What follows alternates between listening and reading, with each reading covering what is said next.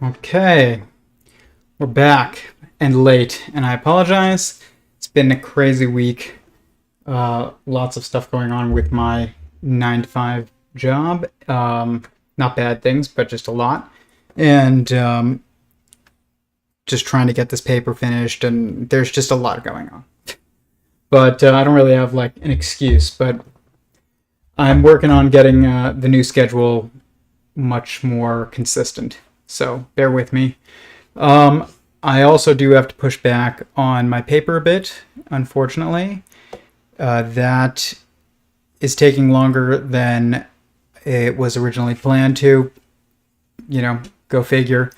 For many reasons, some of which just have to do with the complexity of writing, of articulating some of the things in the paper that are regarding just things we don't really talk about very much, mind and the structure of it and the order of it, information processing, consciousness, and then also just that if I'm going to put it out, I want it to be good, at least for the first version. I know it's version 1, but I still want it to be like pretty much buttoned up. It's definitely going to only be a version 1, kind of like what Eric Weinstein did with geometric unity, but I will provide the most updated version on my website always, but it's still going to be it needs to be a bit more complete than it is now. And I thought about just releasing it and just calling it, work in progress, but I don't want to do that. It's important for the sake of the people watching that they have a concise reference point from which to build an understanding of sentient singularity theory. So, that said, while people are joining, I'll show you this song that I've been working on. I do need to... This new hobby of mine has become a little bit of a distraction. The playing of the ukulele. I'm trying to learn Duel of Fates in Star Wars, which is a very difficult song. But did get it the other day. I think it's like...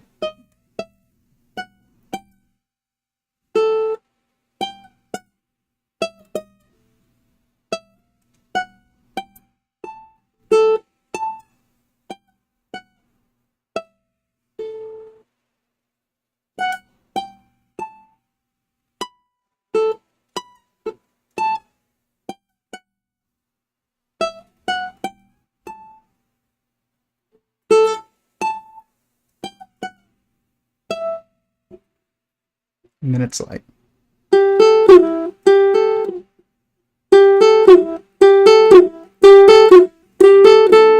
It's not an easy song, guys. It's so fast and intense. I'm sure I'm driving my wife insane.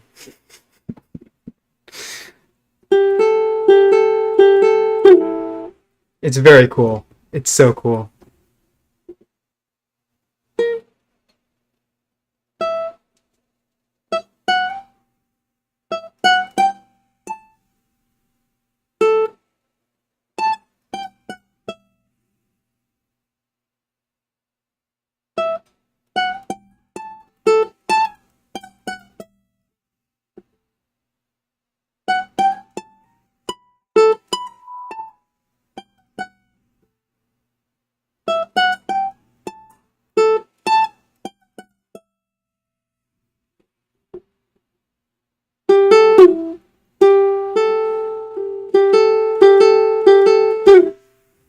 It's such a cool song.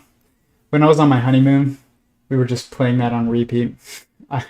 I shortly before our honeymoon, we binge watched so many series and movies after, as some of you know, we had a miscarriage and we were just like dealing with a lot, so we decided to just binge watch movies.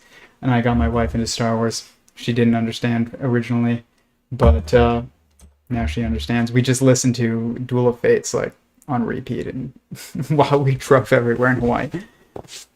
You have to appreciate that song. That is like, it's one of the most epic songs ever written. It is a masterpiece. It's probably the best. I think it is the best song ever in any kind of movie that I can think of, other than maybe Jurassic Park, which is just like the most iconic.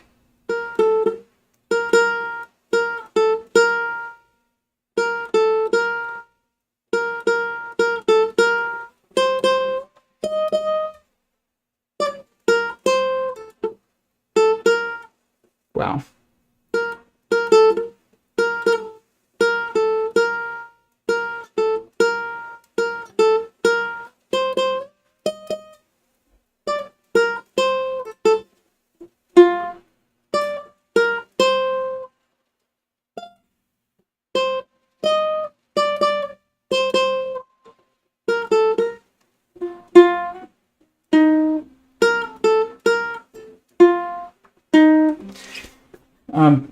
Working on it. I've been playing for a month, for those of you that don't know.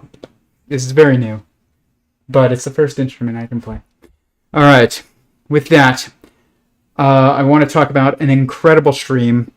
I was going to save this one, but I have listened to it at least a couple times. I keep having to get up and do stuff around, my normal chores and things like that, but so I started again, but it is one of the latest streams on Curt Jaimungal's Theories of Everything podcast or stream, and it is with Stephon Alexander. And I've heard that guy's name countless times, just from like Brian Keating and a number of other physicists out there in that circle, and I didn't know who he was.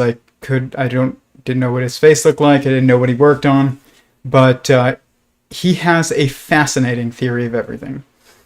And before this one, I would have said that the closest theory to Sentient Singularity Theory that I could find, which, I mean, there's gotten to be a number of them that are pretty close.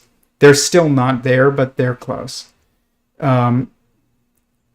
Is the conscious agent theory by Donald Hoffman. And the name of the theory matters quite a bit. I was listening to somebody recently, and they were saying that, I think it was Michio Kaku, and he said, science has become about just giving names to things and memorizing names of things. And that's true. And he was kind of saying that that's sad, and it is sad. But that aside, he was saying that the names of things don't really matter that much. And I kind of disagree with that, but to some degree, I also agree with that. But with the theory of everything, it really matters. Every rule that you think applies to normal scientific endeavors and descriptions and philosophical descriptions is totally different. The rules are completely different. For instance, when you start talking about things on a mathematical level, there is no such thing as nothingness. When you're talking about everything, there's only somethingness. So there is no zero. And as representing an empty set, it represents infinity. It represents a superposition of infinite oneness, which is the infinite growth of multiplicity, but also maintaining an entanglement relationship that still makes it one. So this is not something that we normally understand in our experience day to day, but it is something that we are day to day. You are multiple cells and one at the same time, but you don't think about that. You can't yell at your cells or anything like that, so far as we know how to do. And this is you are one, and you are also many, and you have to get into the realm of sentience. I don't want to say consciousness, it's just such a loaded term. In order to do this, you have to escape materialism. I don't want to. It's not even materialism. It is the perspective of existence that is labeled materialism, because materialism isn't wrong. It's just that materialism and idealism are two sides of one coin of consciousness. And they exist simultaneously always, but they also exist in order always. So matter is generated by the mind, but it is the thoughts of the mind. We are minds within minds within minds within minds. The thoughts of the minds that we are within are higher in the hierarchy than ours, and that means that those thoughts supersede our thoughts, and we experience them as concrete. So we experience them as matter. Okay, so when we see matter, it is the thoughts of the mind that we are within, and it's not those thoughts are not thoughts that we normally have experience as fluid, like we experience our own thoughts. We can just change our own thoughts. I can think about red, I can think about green, I can think about rain, but that doesn't mean it's raining. But if the mind that we're in is in such a state that causes me to experience rain, I'm not saying that I know what that is from the perspective of the mind that we're in, but from the perspective of me, we know rain exists, then we experience that as hard reality. Can't overcome it. But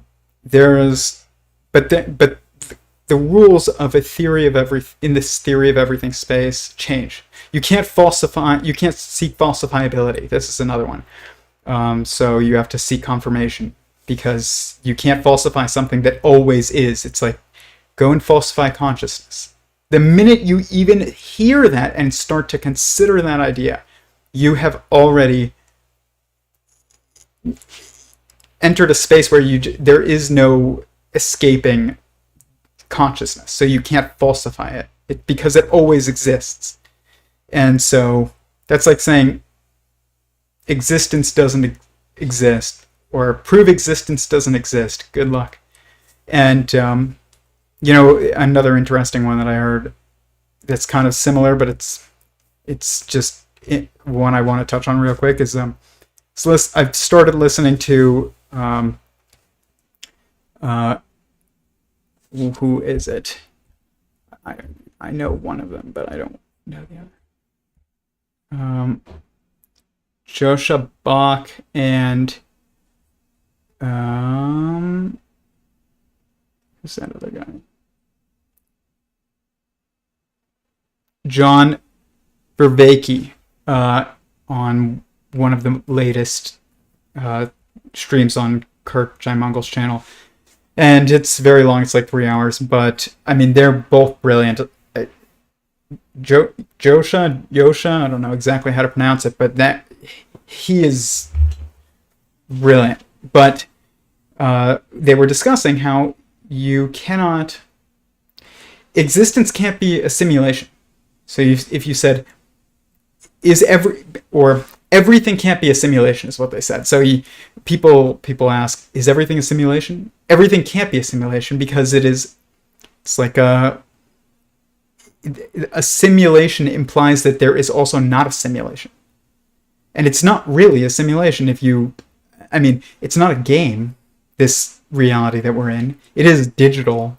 We are running on a quantum computer, which is technological, but it's not a simulation. You are real.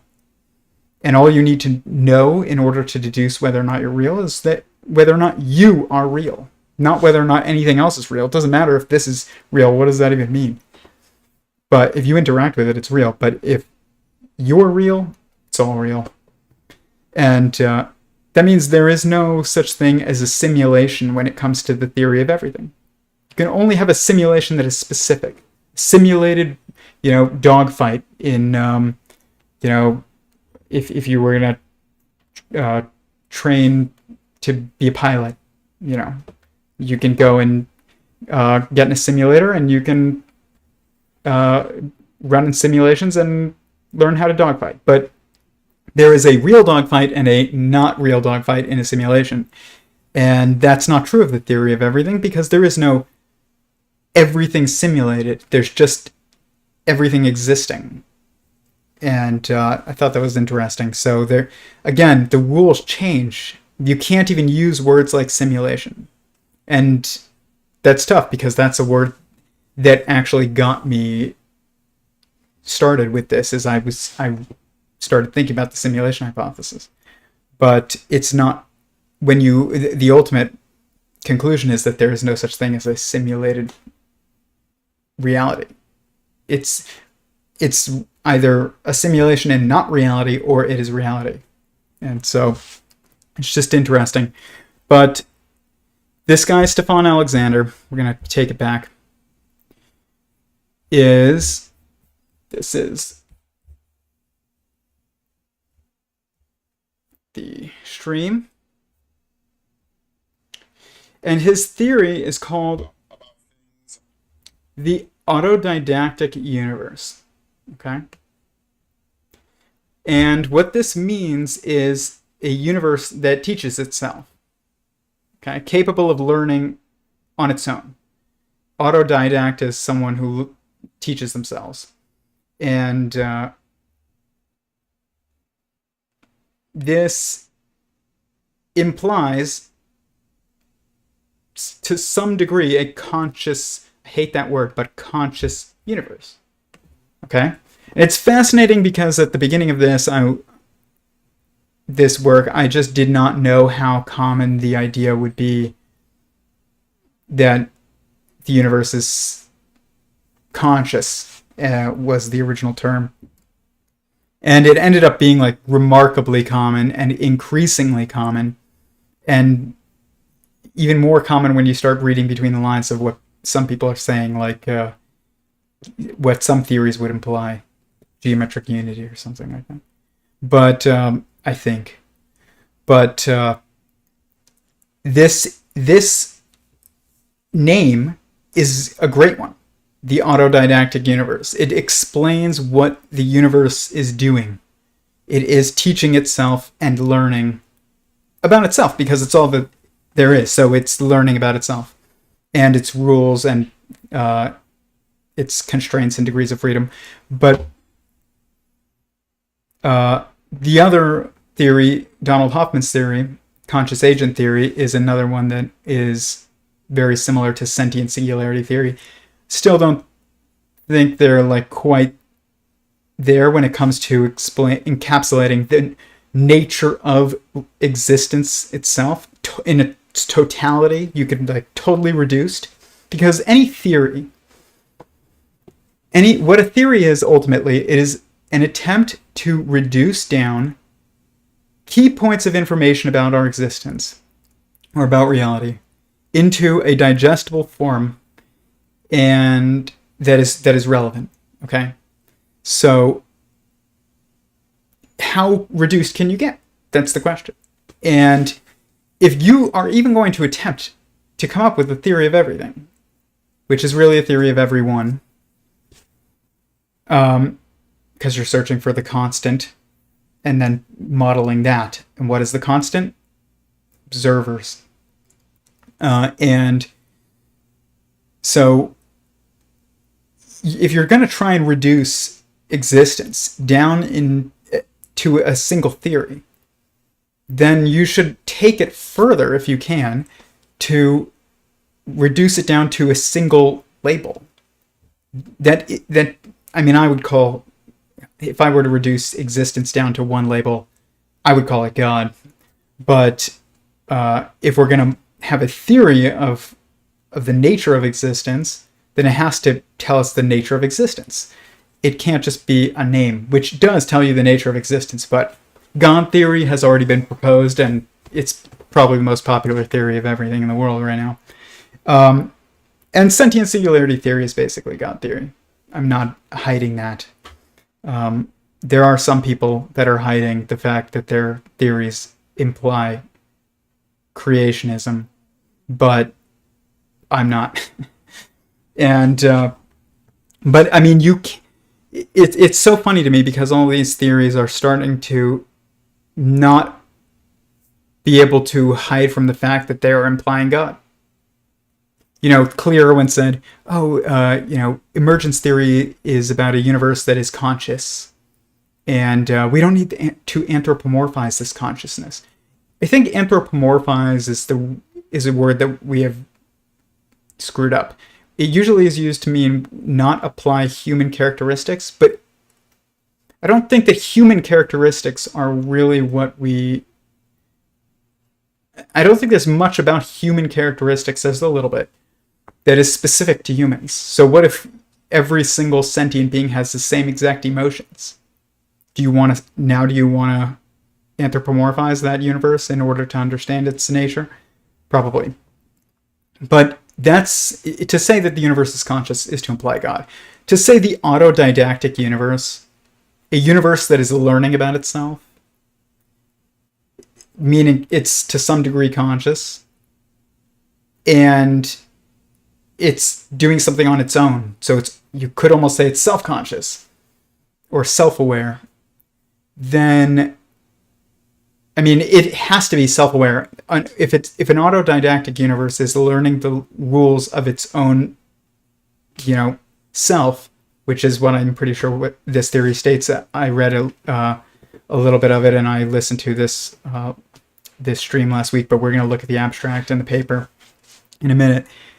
Then it's learning about itself. Like, it is self-aware. It's trying to increase its self-awareness. How is that not going? And it's funny just to watch everybody trying to sneak this past, like, the physics mainstream. But the physics mainstream, subconsciously, this does not get past the physics mainstream. You'll either see extraordinary, hostility, or you'll see people ignoring it who don't, believe in God, because their subconscious at least recognizes what's going on. It's kind of difficult to actually hide it. And if you really did hide it in your theory would make no sense. Nobody would be able to understand it, because you would be removing the primary context of your theory.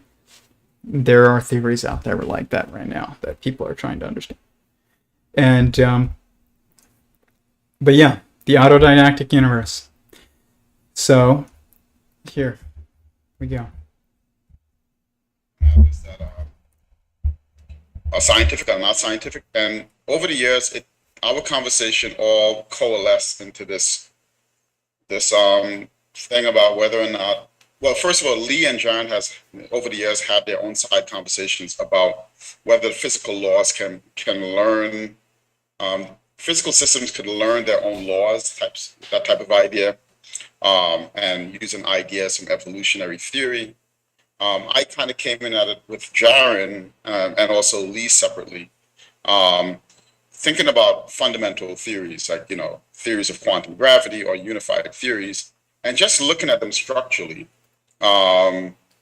That the observation is that, what one interesting fact is that if you look at, for example, string theory, and you look at loop quantum gravity, and you look at other approaches to quantum gravity, even the original ideas of supermembrane theory, the idea that the fundamental degree of freedom is really a membrane, not a string, and when people tried to quantize this membrane, they ran into problems, and they found out that, oh, look at this membrane theory could be properly quantized if you turn it into a matrix theory. So at the end of the day, all these approaches to quantum gravity pointed to matrix theories. Okay, and what do I mean by matrix theories? If I'm sure that you might want to know that, but. So I'm curious. So as far as I understand, I'll just tell you, and then you can correct me, because it helps me learn. Especially because I put myself on the line, my ego on the line, and I learn better. Okay. So as far as I understand, with the matrix models, you just mentioned that it solves a particular issue, but another issue is created in that they're finite dimensional, and what you want to do is take n to infinity. Is that correct? One of the things you can do to make contact with the continuum of, for example, Yang-Mills like theories, which are is that yeah, that's right. When you take n, where n is the rank of the matrix, so if n is 2, I have a 2 by 2 matrix. So when n goes to infinity, the rank goes to infinity, that it does reduce back to known theories, like Yang-Mills theories, for example. Something that occurs to me right now. Okay, so this is kind of, this is very hard to discuss, so when you're actually onto it, if you're not onto a theory of everything, then it's easy for you to say, like, to explain the processes of it. But then when people back up, they're going to realize it makes no sense. So this has been very much the way that things have been for a while. But when you start looking at people who are starting to really wrestle with these, describing these structures, it's tough to find the words. Even people like Joscha Bach and Vervaeke, when they were discussing things, I mean, Joscha seems to have that, like, he knows exactly what he's going to say. I've never heard somebody speak so fast about something so complicated. But even then, he does lean on, and so do I, this is not a criticism, words that are not, they're approximates. They're not actually ultimately corresponding exactly with what we are trying to, describe. Like simulation. It's like, what does that mean? It means we're running on a technological, structure that is repeating the world that it manifested in. Kind of. That's like what the implications are. But it's not really even a simulation that we're running on, because it's totally real. So this is difficult, and he's definitely, at certain points, struggles a bit with how to get this out. But so it's a bit long. But he was talking about how these theories are based. He said they're like matrix theories. What's interesting about that is that all my models are matrices. They're not even matrices that are according to, the academic standard of, there's a moth. It's flying around, and I have these lights, and it's attracted to the lights, and it's just bothering. But even still, I don't think it really necessarily can be the traditional matrix in mathematics. But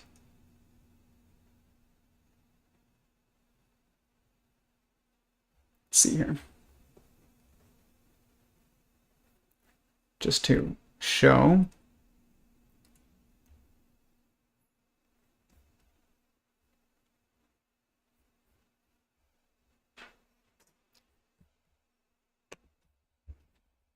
All of my work is based on matrices that are calculative. And I don't even know if that's the right word for these, but you get it. It's basically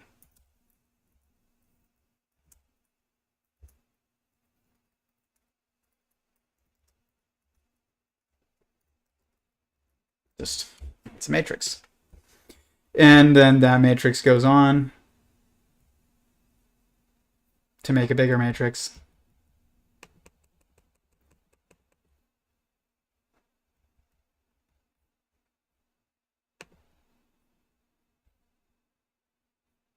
And this all calculates 0, 0,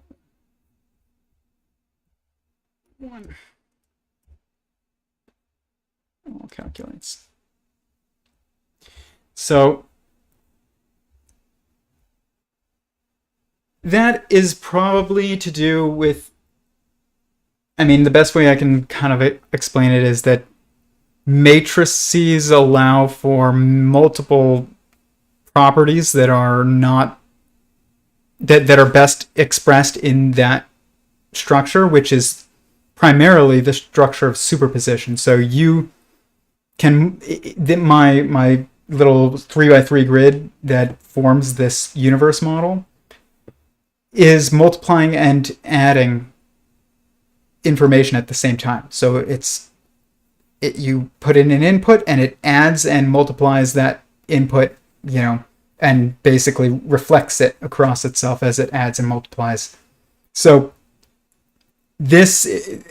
when you're organizing things into this matrix form, it just allows for you to show correspondence to multiple properties at the same time, I guess.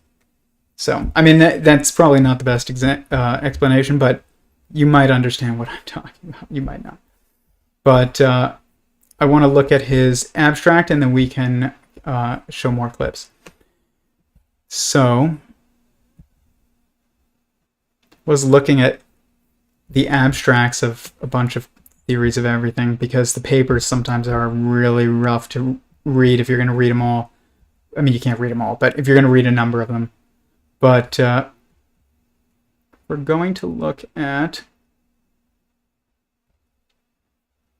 these two. The Autodidactic Universe, and we're also going to, just for kicks, look at the origins of time in conscious agents, which is conscious agent theory with Donald Hoffman. You can see Stephon Alexander and all these Lee Smolin. I don't know these guys. William Cunningham, I've heard of him, I think. Abstract, we present an approach to cosmology in which the universe learns its own physical laws. It does so by exploring a landscape of possible laws. This sounds a lot like constructor theory meets geometric unity to some degree. And it's just for the sake of it. Constructor theory and the geometric unity. By the way, guys, look at this. This is a paper, I think. Maybe it's a book. I'm not exactly sure. Somebody sent it to me.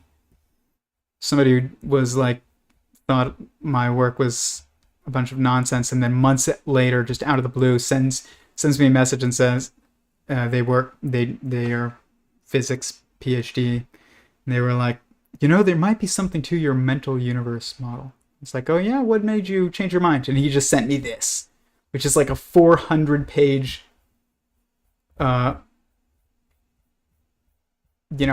paper that I will never probably understand.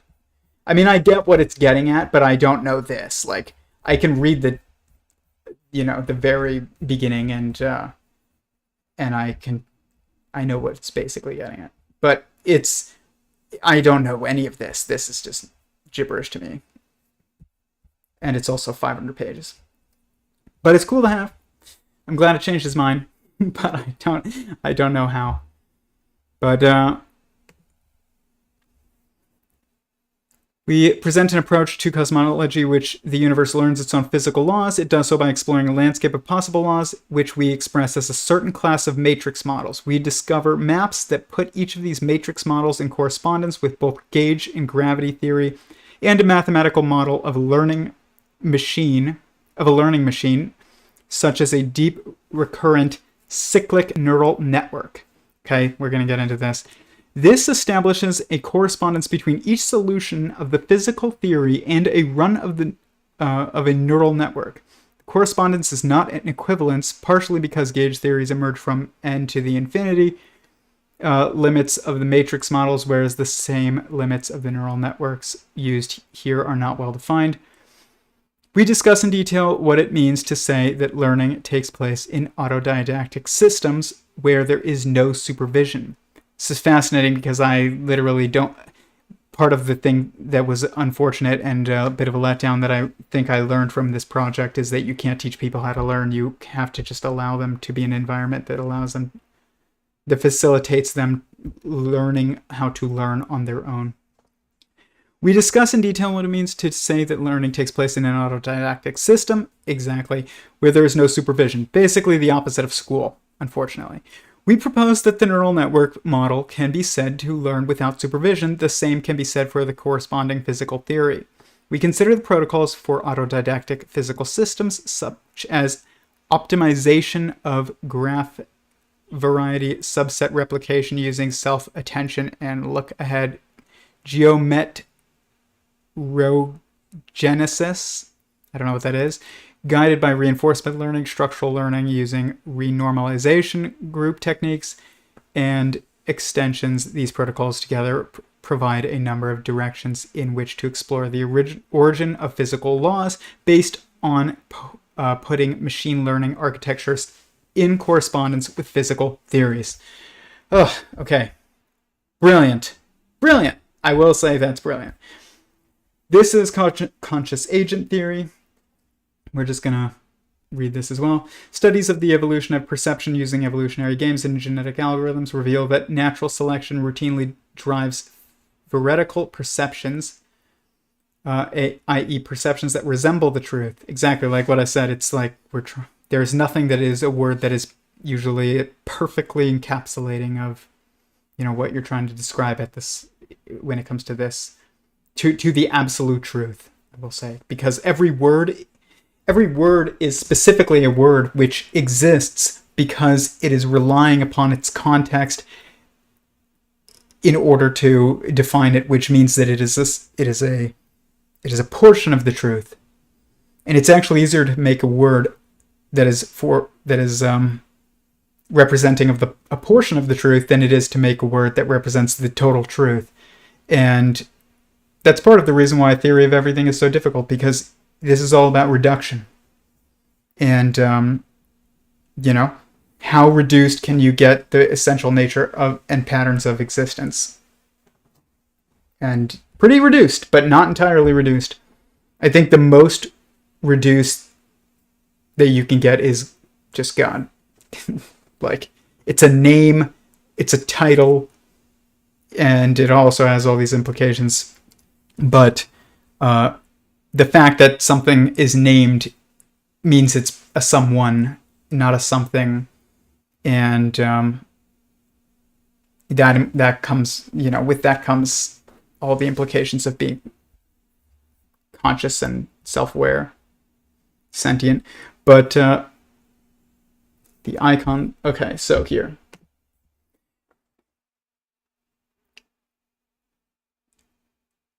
Algorithms reveal that natural selection routinely drives veridical perceptions, aka perceptions that resemble the truth, to quick extinction when they compete against perceptions that are non-veridical and tuned to fitness. Exactly.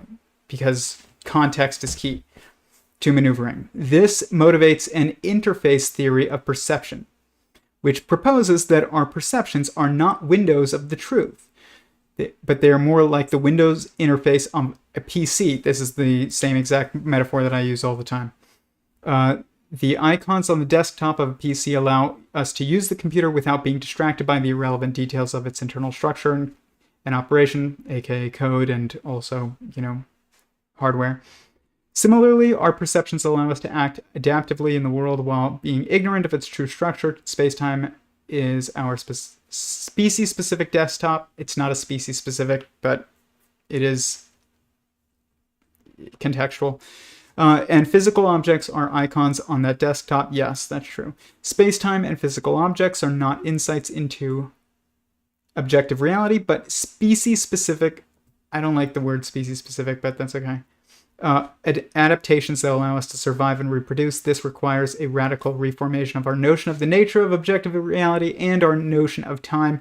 In light of the evolutionary results, I propose that consciousness rather than space-time and physical objects is fundamental. Agreed, but I still don't know what people mean by consciousness, so I don't try not to use it. Sentience is better. I propose a formal model of consciousness based on the mathematical structure called conscious agents, and I propose how time and space emerge from interactions of conscious agents. That's exactly true, and that's brilliant. That is what causes the emergence of space-time, is the interaction and of more than one sentient singularities, multiple sentient singularities. But These two, while they're the way in which they are worded are different, they're saying essentially the same thing.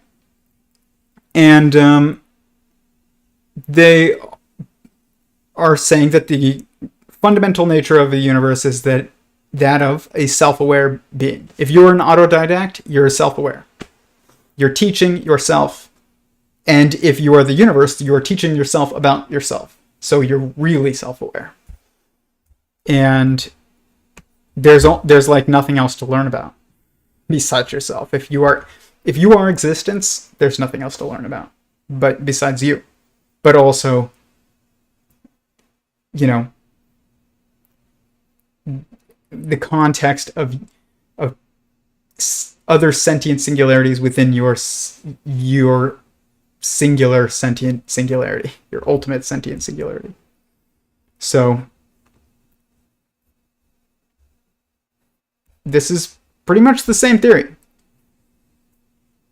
And geometric unity is pretty much the same theory. And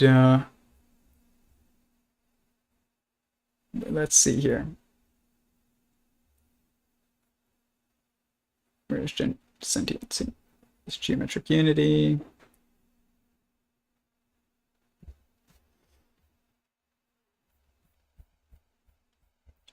The PowerPoint is better for explaining like exactly what is the nature of what's going on, whereas this paper, geometric unity paper, it's better for explaining the math that I can't understand. But I can see the quantities and where they manifest, and I can see that it's what's going on. Okay, so what this is right here is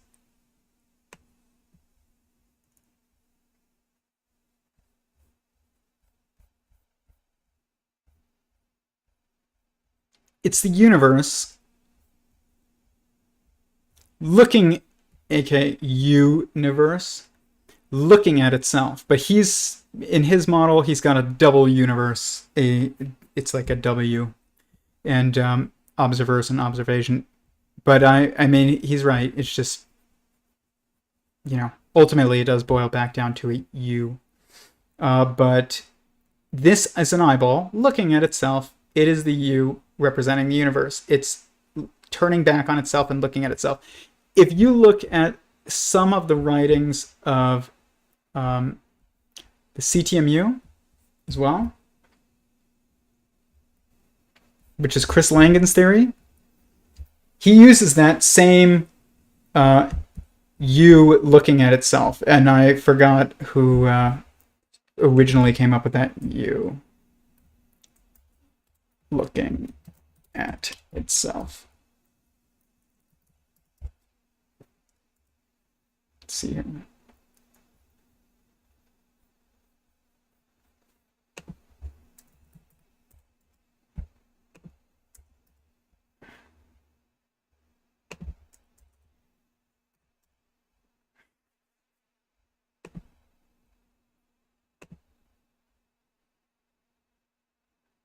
Okay.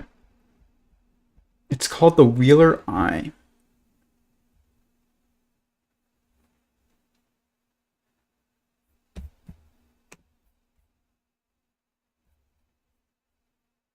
In 1979, the celebrated physicist John Wheeler, having coined the phrase black hole, put it to good philosophical use in the title of an exploratory paper, Beyond the Black Hole, which he describes the universe as a self-excited circuit. Okay, so Eric Weinstein is, the fire that lights itself. It's not a fire that lights itself. It's a fire that fuels itself.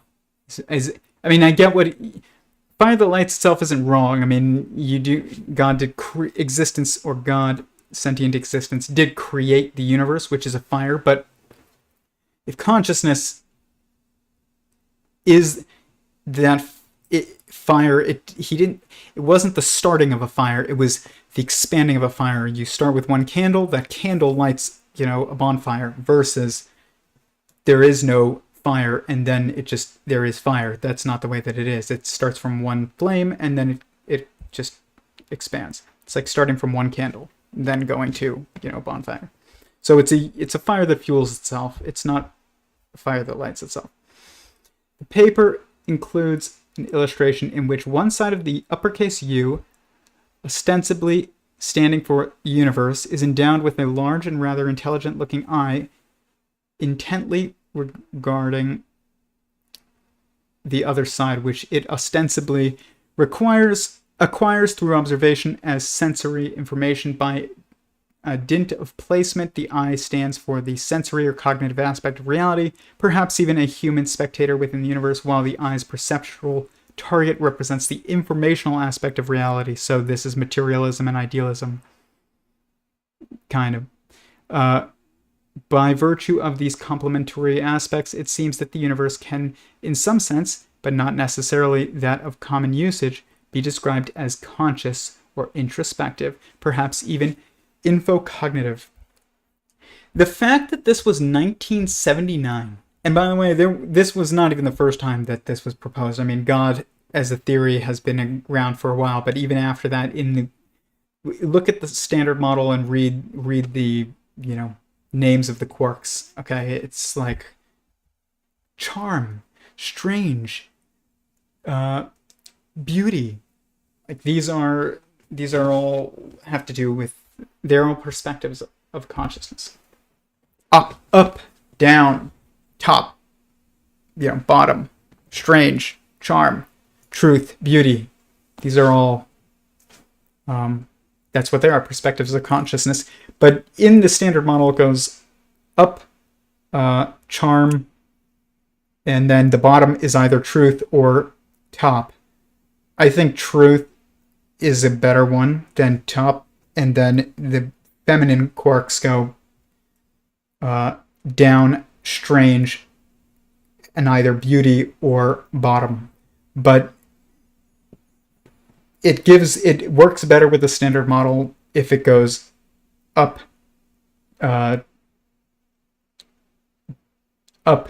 charm, truth, down, strange, beauty, because you're increasing the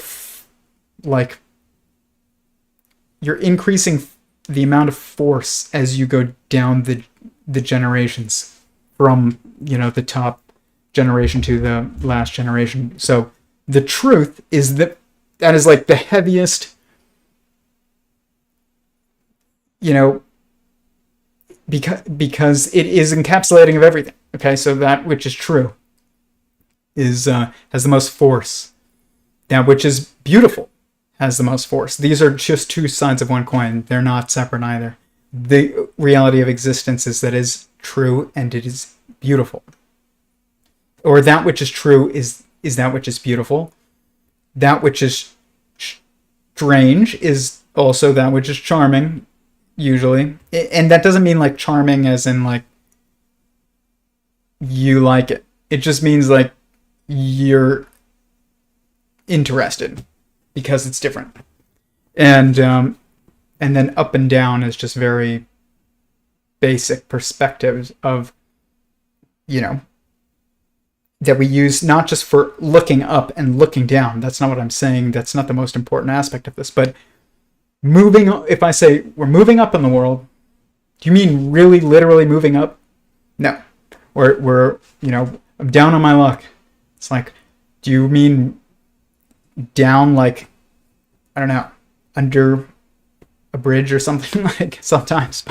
But it's like, then that's some people really down on their luck do end up under bridges. But it is used as an expression because it conveys context outside of material reality. There's that song, what is it, by Drake? It's like, I'm all the way up. Okay? He doesn't mean just physically, like, even though, yes, probably, he probably bought a house on the hill above everyone else. And it is all the way up, but it's not, that's not what it means. It means I have a positive momentum or positive trajectory. Okay, I'm moving towards success, or I'm succeeding. And then to go down is to be failing. So these terms, truth, when people think, oh, truth and beauty and charm and strange, these are not really part of material reality. They're about perspective of a consciousness. So are up and down. But like, you have to know these, which you have to think about this, and in order to actually understand the standard model. And the people that, teach it today are not the ones who, defined it long ago. But these labels suggest that whoever came up with these labels to the standard model had some degree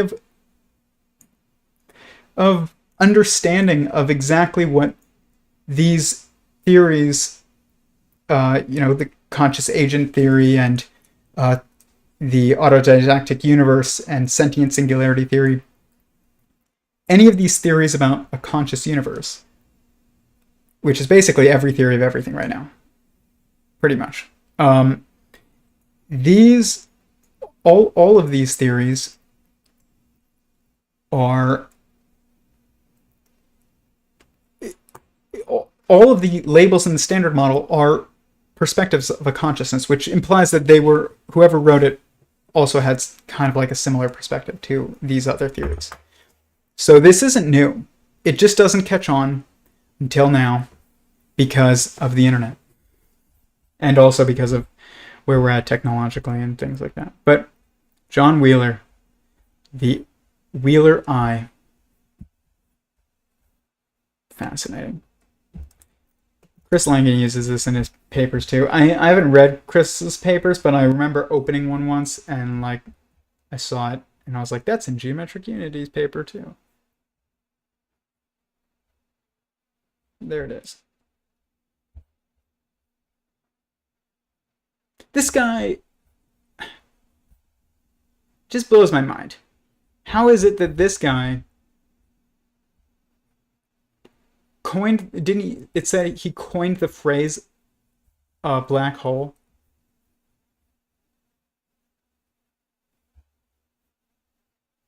Yeah, having coined the phrase black hole. And yet this is not something that I feel like is part of the fundamental, first things taught in physics. Why? I mean, I've never taken physics formally, so I don't know for sure, but all I know is that everyone that I know who did never came away with this idea of, yeah, physics implies the universe is conscious. It implies that it's teaching itself, and it's an autodidact. What is going on? But this theory of the autodidactic universe is brilliant. And as I've said before, I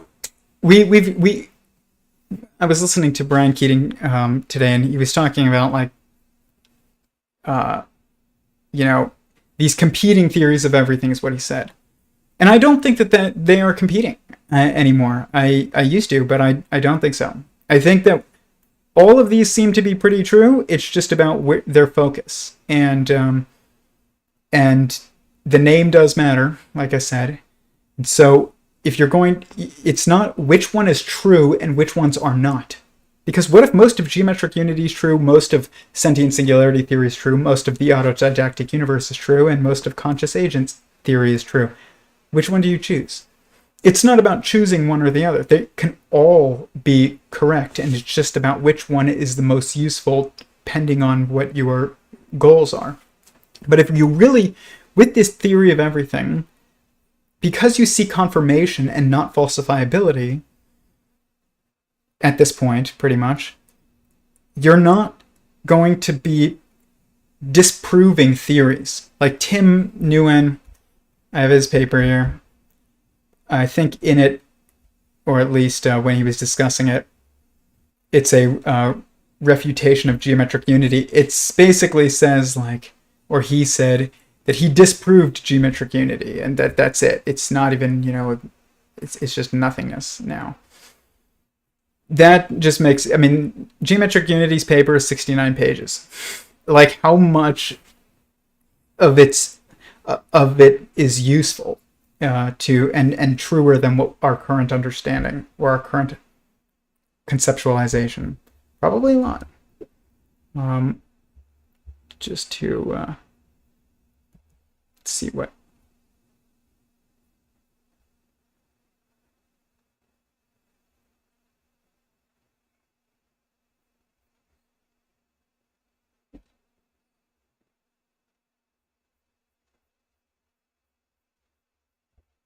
I'm not saying that Tim didn't find problems in geometric unity.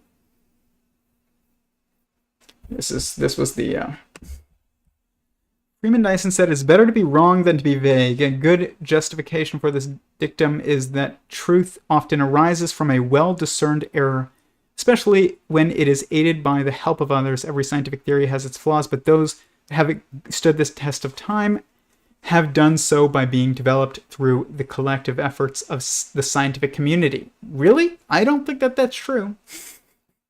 I really don't think that that's true at all, actually. I think that that's totally false. Not totally false, but it's largely false. The greatest scientific leaps have always been pretty much individual. We hope our response is an encouragement. Okay.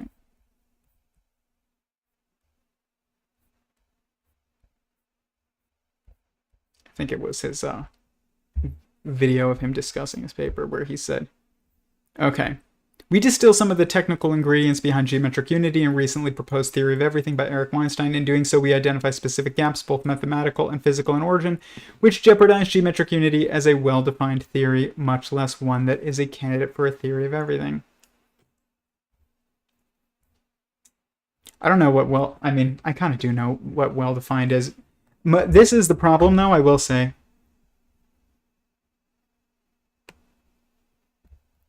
With all these theories of everything. There is no, like, stopping point. It's just kind of a general idea and then a bunch of evidence for it. Which is kind of just the nature of the beast. But actually, I think that it's possible to get much more specific. Which we'll talk about when my paper comes out. But this is fascinating. The fact that he came to this conclusion, which is the same conclusion I came to by, going to school, is pretty amazing. And then it's also the same conclusion that I came to again in this work. And, my very first model was this, because this project started with trying to understand artificial intelligence, which is, trying to understand thinking. And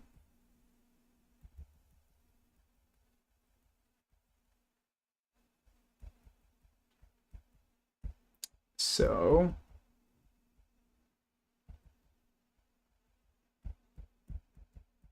where is it?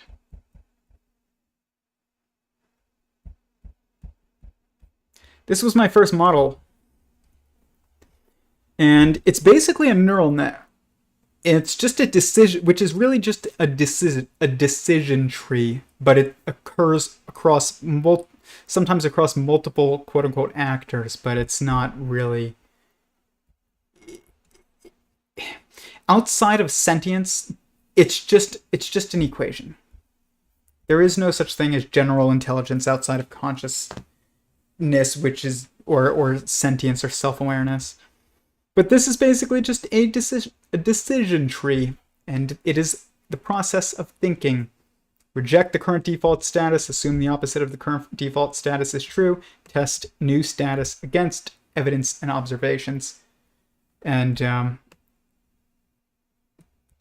yeah, so this is usually what's missing from some of the stuff, but it's just the process of thinking, okay?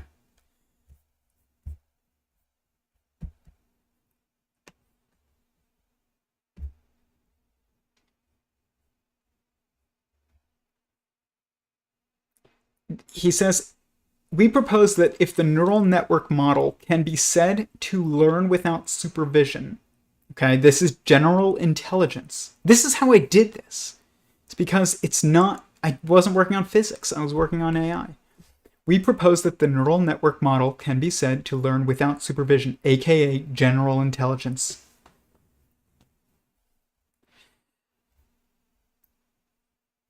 I wish I could play a clip for you guys, but I can't because I recorded it and you're not allowed to rebroadcast the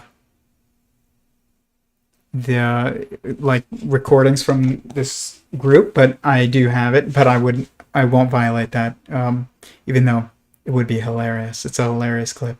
It's people basically arguing with me who study physics. This was over a year ago, and saying that I was insane for thinking that I made progress. And I basically say exactly. I say to them, when you stop laughing, because I said, gosh, I wish I could play it. It's so funny. And I said,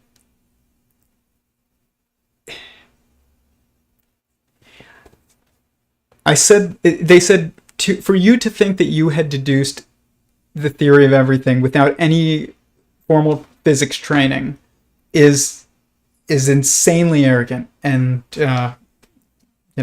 nonsense. And that I had basically said that I didn't do it purposely. And then they started freaking out because they're like, oh, so you didn't even do it purposely. And which was pretty funny. And then I said, well, when you calm down for a second and stop screaming, I will explain to you exactly how I did it. And I said I was not working on physics. I was working on AI. And then I noticed that there were symmetries between the structures I was deducing of the mind of an artificial general intelligence, quote unquote, and the standard model, and it also contextualized other things in physics. And I said, so if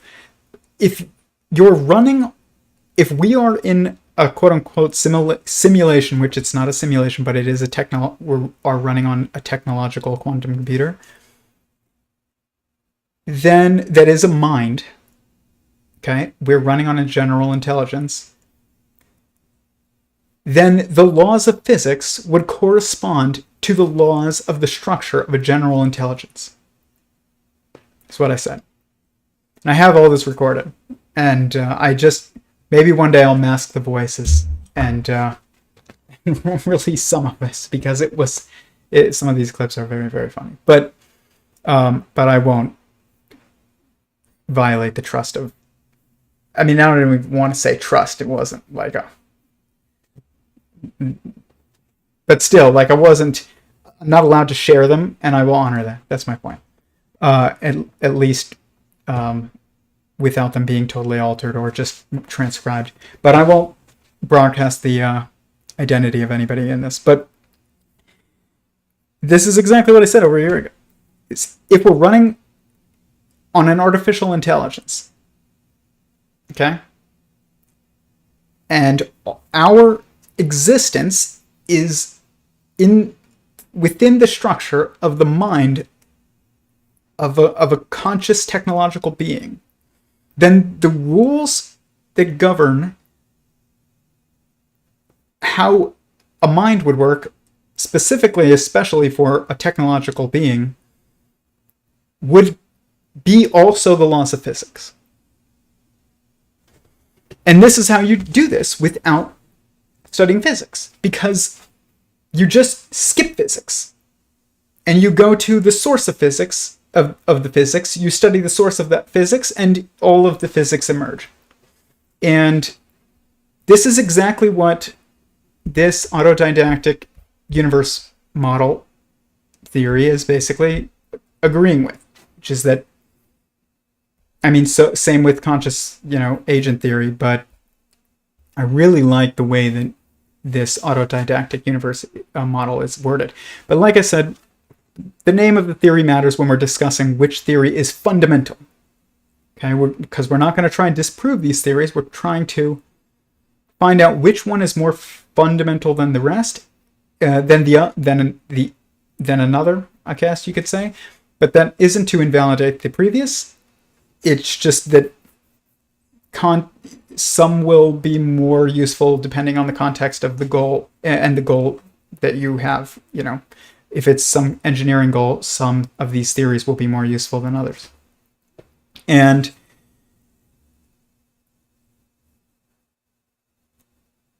why the autodidactic universe is not as fundamental as sentient singularity theory, and we're just going to go to the name right now, but we can get into more later, you know, when I actually release my paper, is that the universe as an autodidact is teaching itself. That's what it means. So it is, to be an autodidact is an action.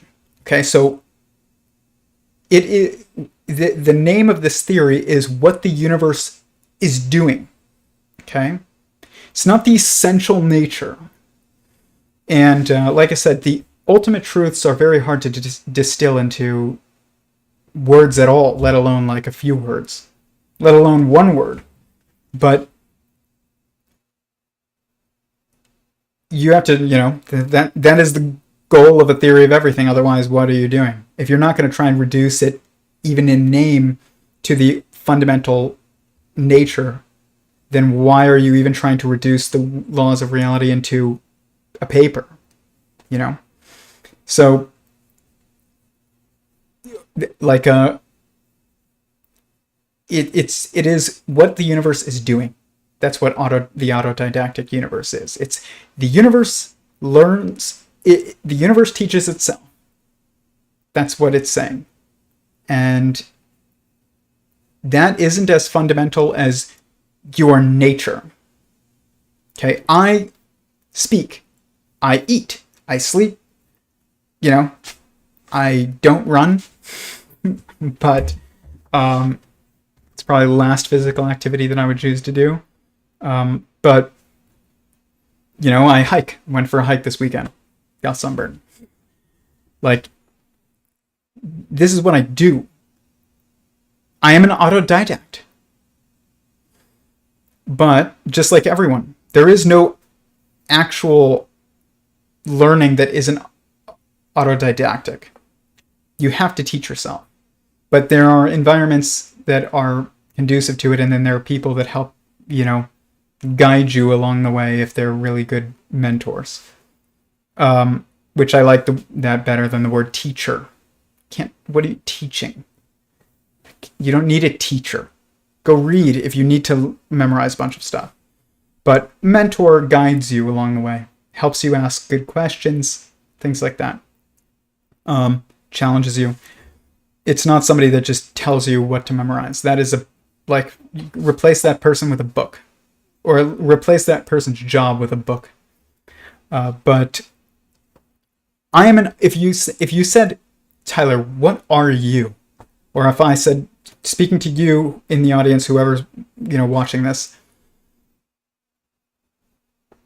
would you rather, if I had to describe you to someone who did not know anything about you, what you were, who you were, anything, you know, about where you're from, say, you know, an interdimensional alien, okay, whatever that means. If I'm describing you to an interdimensional alien, would you rather me say, yeah, that guy or that it teaches itself, okay? Like, that teaches itself. Or if I had to describe myself, would you say that it's more encapsulating of my being to say, what am I? I teach myself. That's not what I am. That's something that I do. Versus, I am a being with feelings that is self-aware. Okay? That is enormous difference in description. One of them is much more fundamental, and you have to take kind of your own personal experience into account when you're dealing with anything regarding consciousness, which is exactly what the theory of everything is about. So it is a lot about asking these questions of, would I rather be described as if this was the only thing you could know about me at all? Like, you don't even you don't know I'm a human, you don't know anything. Just know that teaches itself, or that is a being with feelings and that is self-aware. And from there we say, okay, it teaches itself. That being with feelings that is self-aware teaches itself. That is better than saying that being that teaches itself is self-aware with feelings. Obviously. I mean, kind of obviously. But from one you can get to the other. From sentience, which is feelings and self-awareness, you can get to being an autodidact, which just means you think and you learn. Like, that is what to think means. There is no separating thinking from feeling, from general intelligence, from consciousness, from sentience, from self-awareness. All of these things are just different labels for different, slightly different perspectives of one object, which is, I would just call it a sentient singularity, which is an infinite and one simultaneously, which is like a singularity.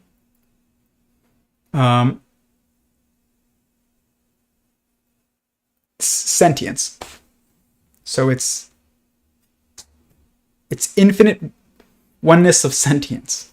That's basically what it is. So this is why the name matters. And this is not to rip on this theory. This is obviously amazing work. Some of it's very beyond me, but also very similar to my work. And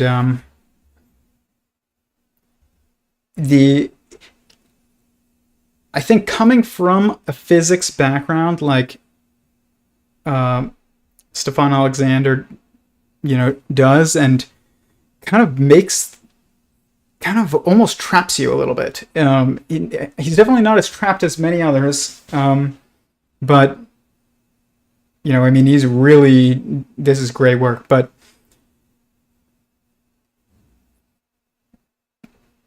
if you're coming at this from physics, you're already restricted to physics terms. If you're coming at this, and the theory of everything isn't a theory of physics.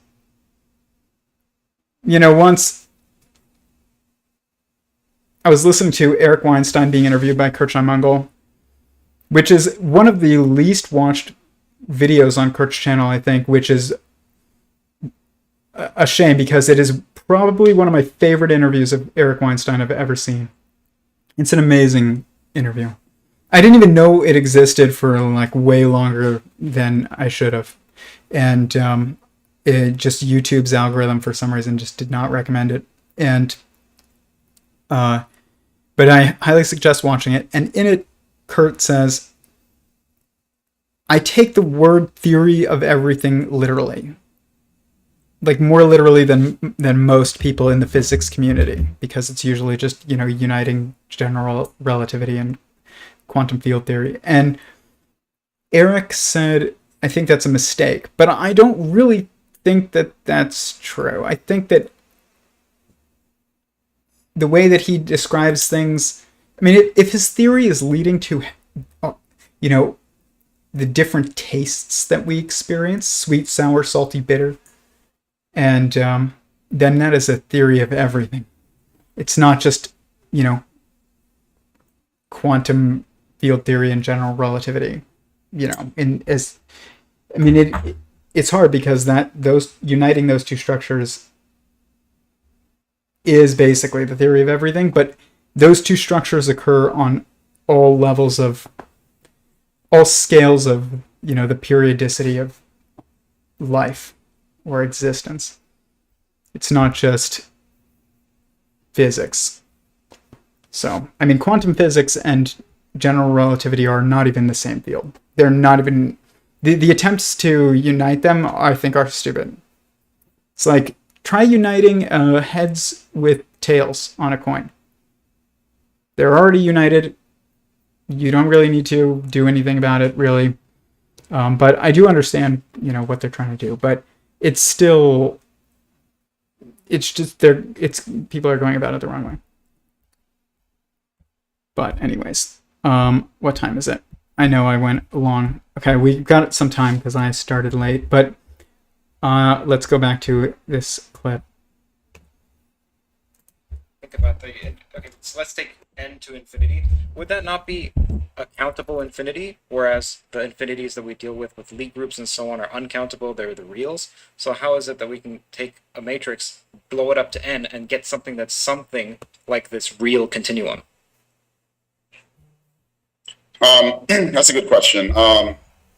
It's similar to, when you do a Fourier series, you take that sum and you look at basically the sum of sines and cosines, and then when you take basically n in that sum to infinity, that becomes the integral sign. So it's similar to the continuum hypothesis. I see. Yeah. Okay, continue. Yeah, no pun intended. Yeah, so in a nutshell, the observation that I made with Lee Smolin and Lee made with me is that, how interesting, matrix models seem to underlie a couple of what we thought to be disparate approaches to quantum gravity or unification, string theory, loop quantum gravity, and other ways, random matrix models. They all kind of seem, and membrane theory, they all point to these matrix models. So maybe we should take more seriously that the matrix models themselves might actually be, well, not actually be, I mean, Banks, Fischler, Schenker, and Susskind, so-called BFSS, and I think IKKT, named after some Japanese theorists, actually conjectured that M theory, which is supposed to be the unification of all string theories, M theory, or the so-called non-perturbative definition of string theory, it was hypothesized to be a matrix theory. So we weren't saying anything new there, but to maybe extend it beyond even M theory, to say that other approaches to quantum gravity might also have this. So that was one observation. The second observation that me, John, and Lee made, I think this is what I want to get at. The equations of a matrix model, yep, it has a semblance to, artificial, it has a semblance, it's not identical, but it has a semblance to artificial neural network. It resembles it how? It might be useful for me to write something. Sure, please. And I'm going to be very schematic here, sure, because I'm writing from memory, and okay. So just recall that an artificial neural network basically tells me that if I have, a simple two-layered, if I have an input, so here's my x. So x is a vector. It's an n tuplet, right? That think of each point here, each dot is a neuron that could be connected. Look at this. In a forward way, right? I can have connection to, let me call this thing, right? Yeah. Right. So, oops, sorry, my bad. I don't know why it's doing that. Are you able to hear any weird sounds? Yep. Okay. No. Okay. I just want to get right here. So the equation says that if I there's some output y, right, and there's a weight matrix that determines how correlated, how connected these neurons are. So, for example, x1, right? If I have, this is what I mean by organizing information. And when your mind takes in information, it categorizes it. Well, let's just look right here.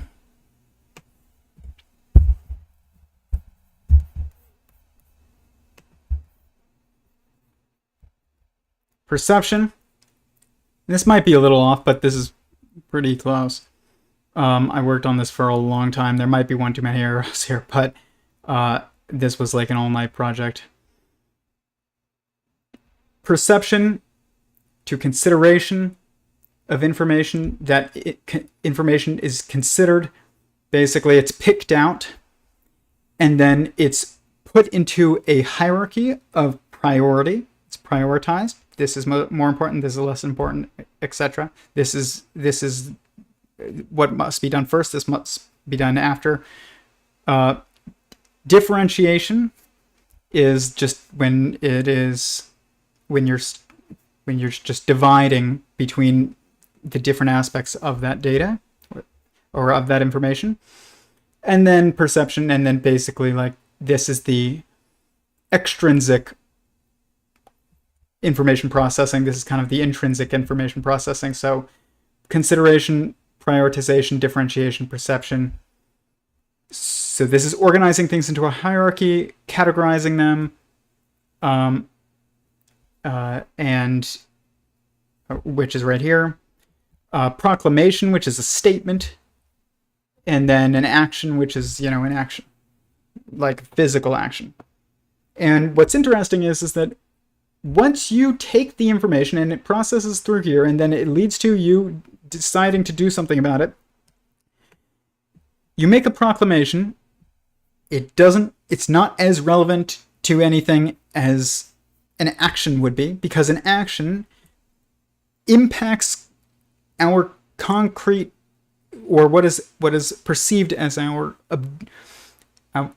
material reality, whereas a proclamation can be detected with the material reality, but it isn't something that is concrete. So basically, if I tell you, you suck, and I hate you, and you're ugly, you could just choose to ignore me. Or you could also get all worked up about it. It's really up to you, though. It truly is up to you. If I punch you in the face, it's not up to you on whether or not that impacts your day. It will absolutely impact your day. Literally impact your day. But if I think it doesn't impact your day at all. But if I say it, it could impact your day, but you choose. It's up to you. And if I punch you, then it definitely is going to impact your day. This is kind of the organization of relevance, okay, into a hierarchy. And all information has to be put into this type of thing. So you have your feelings, which are internal, like your emotions. Then you have your perceptions, such as sound and sight and smell, which allow you to perceive things immaterial reality that you perceive as separate from you. You can see something across the room. You can smell something across the room. You can, hear something across the room. But then you have your sense of touch and sense of taste. These senses, you have to physically touch something. Like if I want to taste something, I have to physically touch it with my tongue. But if I want to smell something, I don't have to physically touch it. And this is, you can hear something from across the room, but or you can feel it with your body, like in Jurassic Park. You didn't have to be able to hear the T-Rex walking. You could just feel it. But it's only when you shake, when you perceive it as a physical sensation versus a physical sensation, yes, of your eardrum, but it's still different because your eardrum is designed to help you pick up,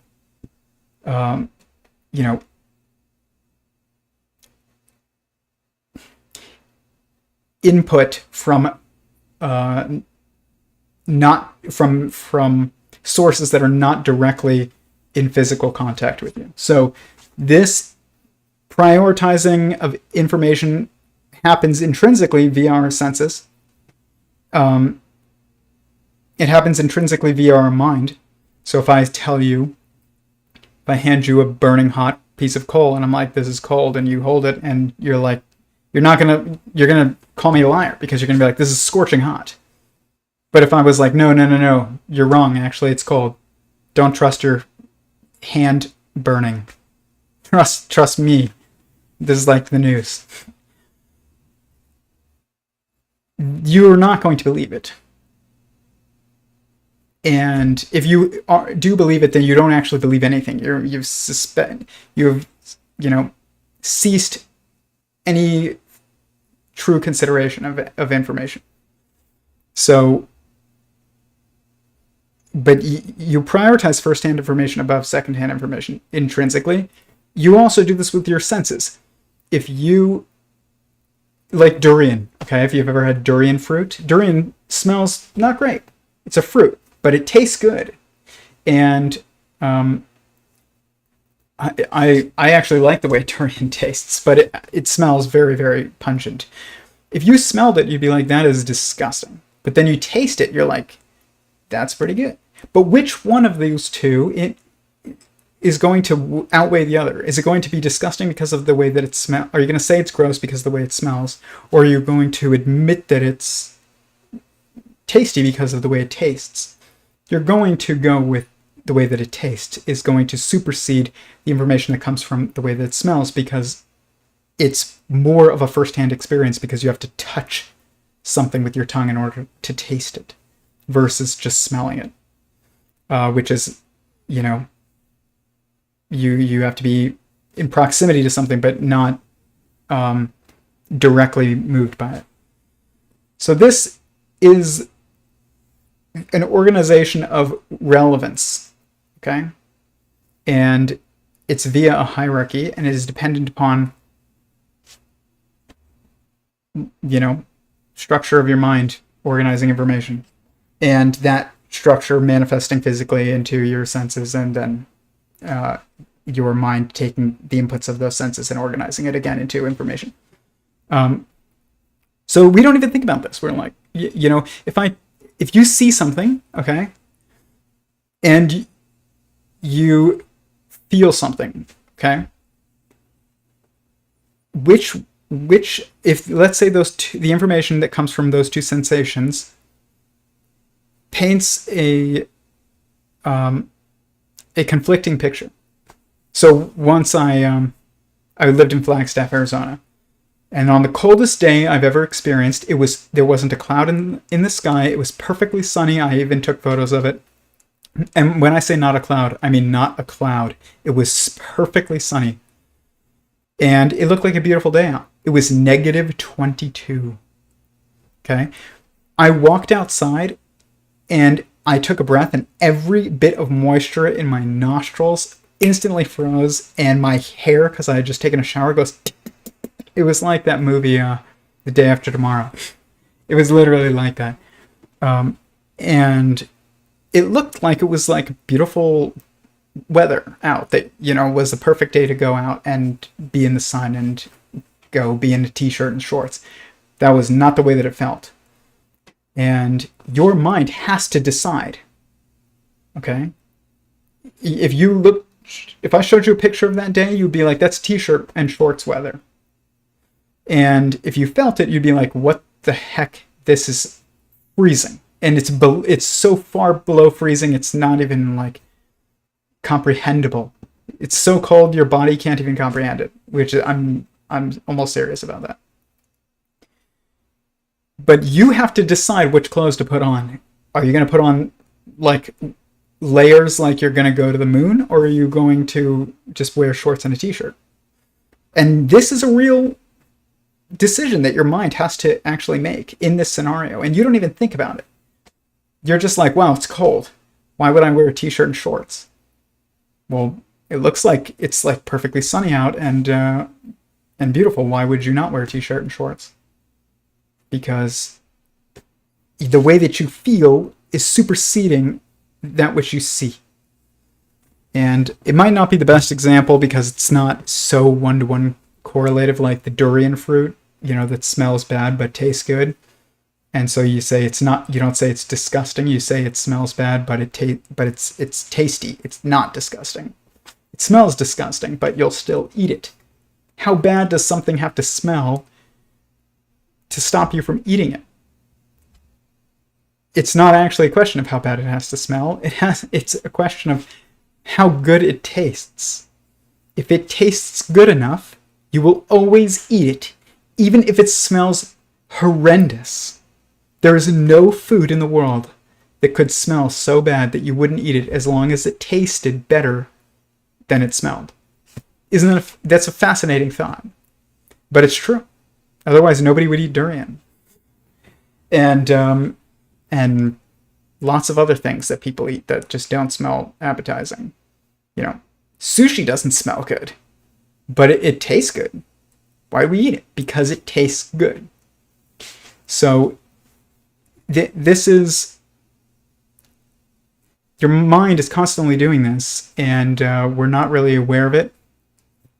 But it dictates whether or not we eat durian or sushi, or, I don't know. There's all kinds of things that this dictates. But it's always going to prioritize the first-hand information, which is, or the most relevant information over the least relevant. Okay? So that's basically what he's talking about here. Kind of like a long side tangent, but it's important. X1, and then I have Y1, for example, right? This Wij will denote basically, this is Xj, and this is Yi, right? So this basically tells me how every neuron is connected. The output is connected to the input, right? And then, of course, there's some bias term here. Exactly, that's what I said. This is about how the output is connected to the input. The input is it coming from some phenomenon that you perceive as, you're in proximity to it, or you're touching it, or is it impacting you in a way that you can't avoid, or, this is all organized already by your senses to some degree, and then it's also organized internally as well. But really it's all your mind, your physical being, your environment, and your internal thoughts and thinking is all, different components of your mind. And they are all organized into priority. Your environment is the one thing that you cannot ignore it.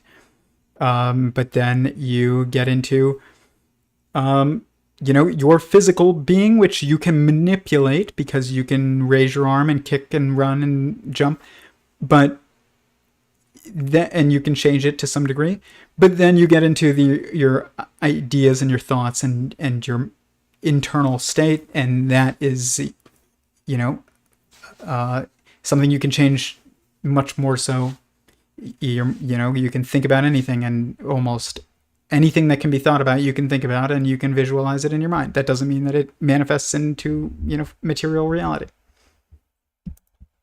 But if God thinks of something, or the universe thinks of something in its mind, it manifests into our material reality. Basically helps out with to further basically, to help with bias and these connections. All right, so there's a long story here. Bias, like biasing,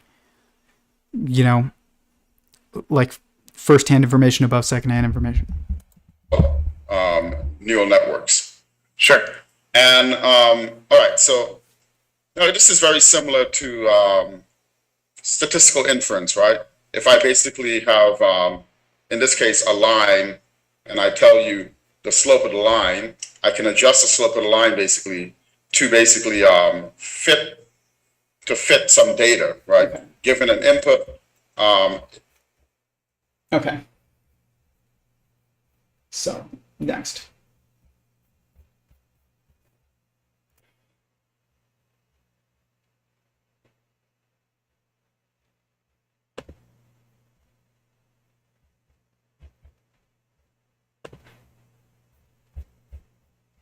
even have more clips.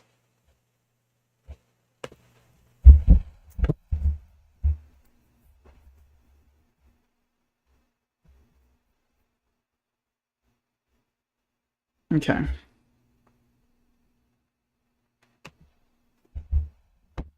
This is on what is his definition of a theory of everything. Can't remember all the specifics of what he said, but it's very important what he said no matter what, so we're going to watch it again. Well, if string theory was able to provide, like, as a solution and that meets the standard of what a solution is. By the way, if you are finding this useful or valuable, please hit the like button and subscribe. I'm so bad at self-promotion. It's just, it's just horrible. But, it really does help with the algorithm, and I would really appreciate it. And eventually I'll have some kind of standardized pitch going, but for now, that's what you get. I would really appreciate it. String theory that gives us back, say, something like at the very least an early universe scenario that is consistent with observation. Maybe it's inflation, maybe it's an alternative to inflation. I would literally say that string theory, therefore, modulo its difficulty and tell me why that solution is preferred over other solutions, would be a theory of everything. All right. And then I would add about the more like the questions of like, okay, higher level organizational properties of matter, including life and including consciousness. I have some thoughts about that too, but I would say that at this level, I would call that a theory of everything. So it sounds like that's been a common thread throughout your entire career, because around 2000, 2001 or so, but you've been working at it probably in 2000, you had the inflation of the D-brain annihilation. And that seemed to produce something that looks akin to the Big Bang. And I believe you used some data to show, I'm not sure if you made a prediction and you showed how it matches with the prediction. I'm not sure about that. But either way, that sounds like a through line. Yeah, so I was trained as a string cosmologist, meaning that, someone that knows both string theory and enough cosmology, enough of each, okay, but certainly not a master of either. Because back then, this was the year 2000, 1999, 2000, the call was,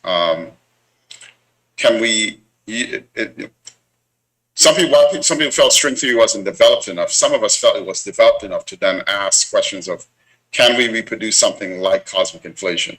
So I went to my first postdoc trying to do that.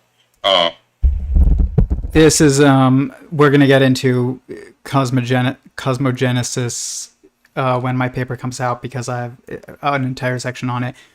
And it is just profoundly simple. And it's so simple that it's like one night, I just have this feeling that I can understand. I've got a handle on how to like work through things step by step at this point in this project, to where I want to try and just see, like, thinking about how God would have created the universe, and like see how, if I can actually get anywhere. And I like got extremely far, but extremely far is also like, because it's so incredibly simple. And of course it is. I mean, it's the initial condition, setter of the entire rest of the universe. I mean, it has to give rise to the symmetries and standard model and a bunch of the, properties, all the properties. It has to give rise to all the properties, pretty much. And it does. It's amazing. And it's so incredibly simple. It's like elementary school math. That's how simple. I'm not like bragging. I'm being serious. But of course it is. It's, like I've said before, people expect these theories to be really, really complicated. And they're complicated because they're difficult to discuss, because we're talking about consciousness, which means we're talking about a first person experience but we're talking about it secondhand with each other. And that's tough. Like, what is color? Like, this is very difficult. Is defining the absolutely simple or the extremely simple is complicated. But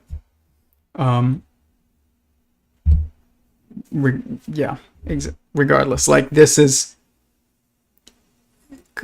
what he's discussing is like, inflation or the Big Bang or the just the beginning of the universe. We're going to get into it another day. And that was my take on how to do that. So I guess the fact that it was published meant that, it met some standards. But one of the things it did do was it opened the floodgates for other string theorists. And it certainly wasn't the first and the only one. But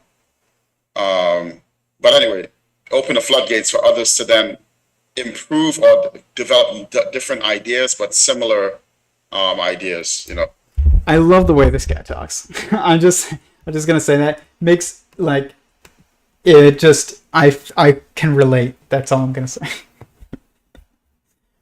I'm being very serious. I'm not, like, being a jerk. I just feel like we have a very similar way of just working through things as we're speaking.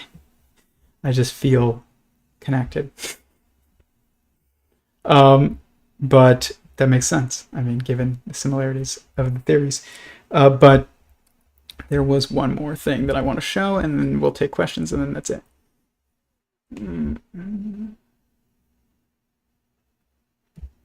Okay.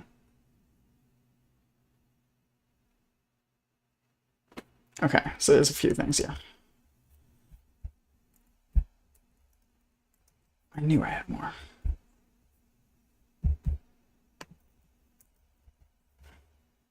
Okay, so this is him talking about the graviton. And the graviton is a theoretical particle that, one of its properties is it spin 2, and so they're discussing that here, and what does that mean, and what is the graviton? My theory is that if the graviton exists, what the graviton really is we're inside it. Like, that's what the graviton is. It's the force carrier particle of gravity, which means, like, we're inside of it. And that's what I think that the universe is the graviton. And they say some things here that kind of sound, I might be wrong, so if I'm misconstruing what he's saying here, then I apologize, but and I would definitely want to know, but it seems like we kind of agree on this.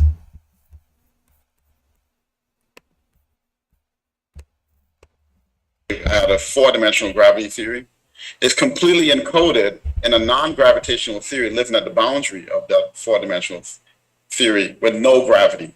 And that theory that has no gravity is related to Yang-Mills theory, where there's no gravity. And the idea here is that how does gravity emerge? And one, I think, simple-minded idea is that in the Yang-Mills theory, you can have condensates or degrees of freedom that emerge, that come together collectively, right, to then form the graviton, which would be a version of this Weinberg. If I need to get a graviton in the space-time, I have to build it out of the degrees of freedom of the Yang-Mills theory. And so basically, the graviton is the summation of the degrees of freedom and constraints of the universe. That's kind of what I'm getting, what I took from that. I don't know if that's exactly everything, but that's kind of, that lines up with my proposed idea as well for what the graviton is that we're inside it. And it is the degrees of freedom and constraints, summed. And those degrees of freedom and constraints are emergent from the fact that we are inside of, the universe. We are a mind within a mind. That's where those degrees of freedom and constraints come from. And basically these various aspects, properties, particles, degrees of freedom, constraints, whatever you want to call them, all these aspects of reality that are relevant would build to the graviton, essentially. But it's really that it's just always there, and it's that in certain instances of the interaction between certain properties within the graviton, you would be able to see the graviton's properties more obviously. So the graviton problem is the forest through the trees problem. It's not it's so small. It's so big, but it's not really big. It's just because size doesn't matter in the theory of everything. But they think it's funny because these physicists will be like, even the string theorists, I remember for a while, I was listening to some many years ago, and they would like, well, where are these other dimensions that are not, there's 4 dimensions to space-time, but there's really 11 dimensions, and where are these other 7 dimensions? Well, they're just really small. It's like, I remember, that being said by like Michio Kaku or some people like that who are just always on Science Channel and things, and the fact that you're even saying they're very small is just shows that you don't understand this. Or even the quantum field theory or quantum mechanics is about the very small. That's not true. You follow the rules of quantum mechanics, you as a sentient being. It is the constraints and symmetries and degrees of freedom of sentient beings. That's and minds. That's what it is. It's not about size. It's not about the very small. It's about perception. Size isn't even in existence on this in quantum mechanics. It's not about the very small, and that is like one of the. I mean, that's what they teach you is, in physics, and at least in high school and stuff. It's like quantum mechanics is about the physics of the very small, and general relativity. And is about things that are very big, or and then Newtonian mechanics is like about the things we interact with, and to some degree that's how we perceive it, but it's not actually true, because you can find the patterns of the particles in the standard model, and then you can see them in society and in family and in you and in your mind and in music and your senses, and everywhere that you look you can see them. They're not about, it's not about what's very small. This is why quantum physics is not physics. It's metaphysics.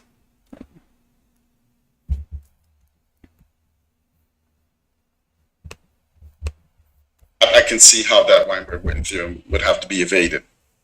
Can you explain why is it that the graviton is said to have spin 2 when, for people who are just learning about this for the first time, it seems arbitrary? Well, the reason why, I'll just say for real quick, the reason why I think it would technically be spin 2 is because it's like a double cover, as I've heard Eric Weinstein say. It basically is you looking at the out at the universe, so which is the universe looking at itself from the inside out, because you're a part of the universe, and then also the universe looking at itself from the outside in.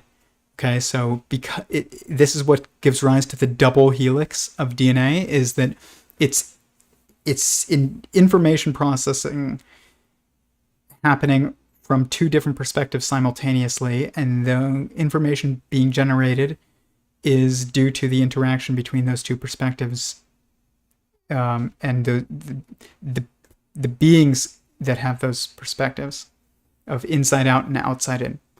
So it's like one spin is to look around. So spin 2 is to look all the way around twice. So if you look all the way around at your universe, that's 1. And your universe looks all the way around at you and everything within it, that's 2. And that's why I'm pretty sure that it is spin 2. And I don't know if you could ever find a physicist that would agree with me, or agree with those words or that verbiage, but you know, it doesn't matter. If it just, I think it's right. We'll see eventually. Why are you saying the graviton has spin 2? Why are you saying that there's a particle associated at all with gravity? Because gravity, we've been told since we've been teenagers, it's not a force. It's the curvature of time and space-time and so on. So firstly, why does there have to be a particle associated with gravity in the same way there are particles associated with the other interactions? And second, why does it have to be spin 2? Yeah, so the spin will correspond in this case to the helicity of the particle. And just like in gauge, if you look at a gauge field, A mu, the index mu, now becomes basically related to the if I have a electromagnetic wave propagating, the polarization tensor E mu is carrying the information about the spin, or the helicity in this case, meaning the momentum projected onto how the particle is spinning. Okay. Right? That's the helicity. So you can trace that back to the fact that this gauge field has one tensorial vector index, and space-time index. So if I now have a spin 2 particle out, I have 2 of these indices now. And that's exactly the tensorial form of the transverse traceless gravitational perturbation. However, to say it's... I have no idea what those words mean, but I do know that spin 2 is theorized property of the particle, because when you're dealing with the standard model and you're looking at basically it, you're looking for symmetries. So let's see here. So like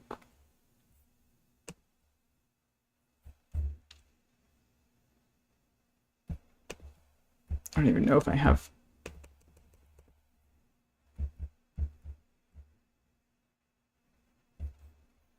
Okay, yeah, here.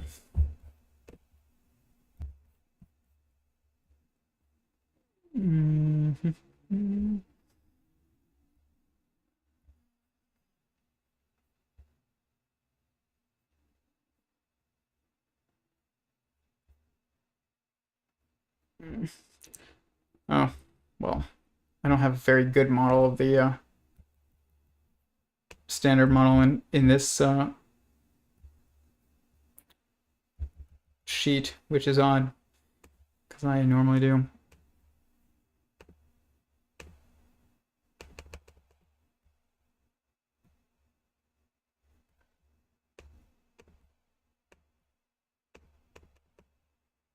Okay.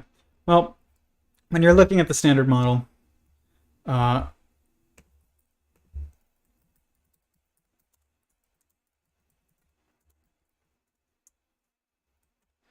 there's symmetries that you can observe, and it's really hard to tell if you're looking at this BS right here. This image is just horrible. But if you look at this image, it's much better.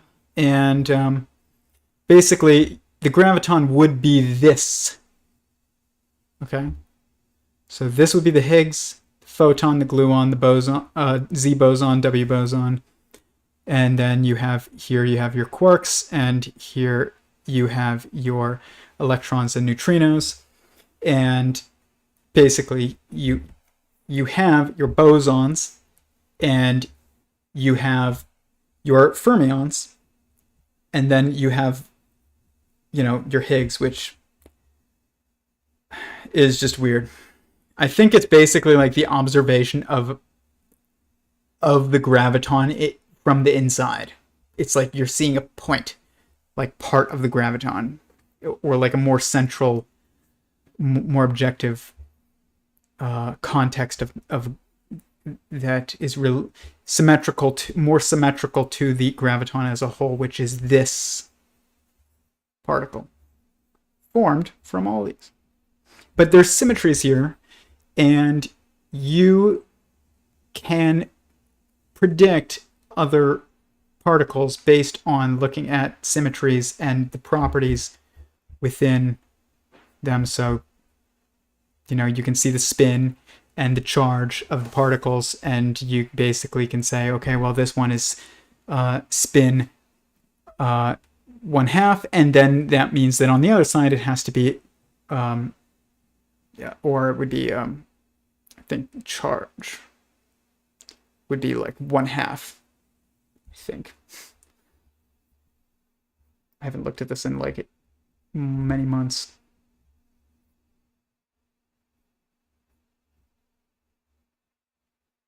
You can do this with the spin and the charge, both. One of them is 1/3, and then I think negative 1/3. And when you're looking, oh no, it's 1/3, 2/3. How did I mess that one up?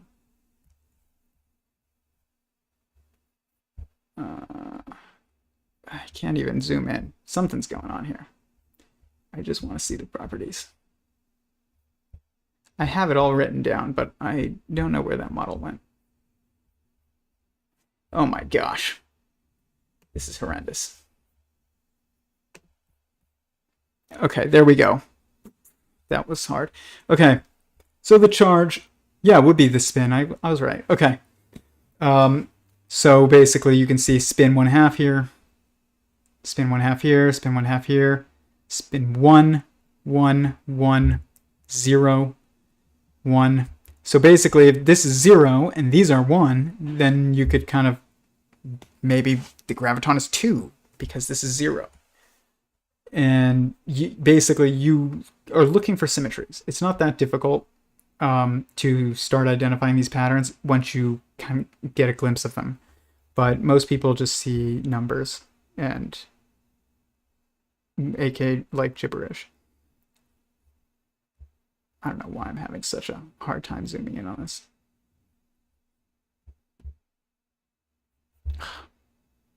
Can't even do that. This is crazy. But anyways, you get it. It forms a symmetrical structure. It's hard to tell if you're looking at it like this, but it's much better if you're looking at it like that. And then I did have, though, I had a very good model. I'm going to look for it. Because it does. Language.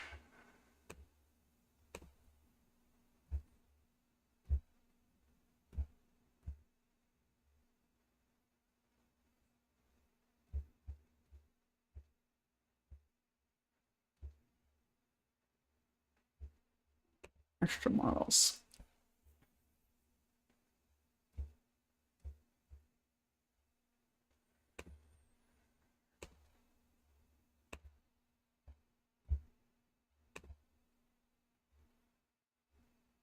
I'm going to have to find that model if I can't find it here. Dang. That sucks. That was really... I don't know why that's not here. It's very important. Here.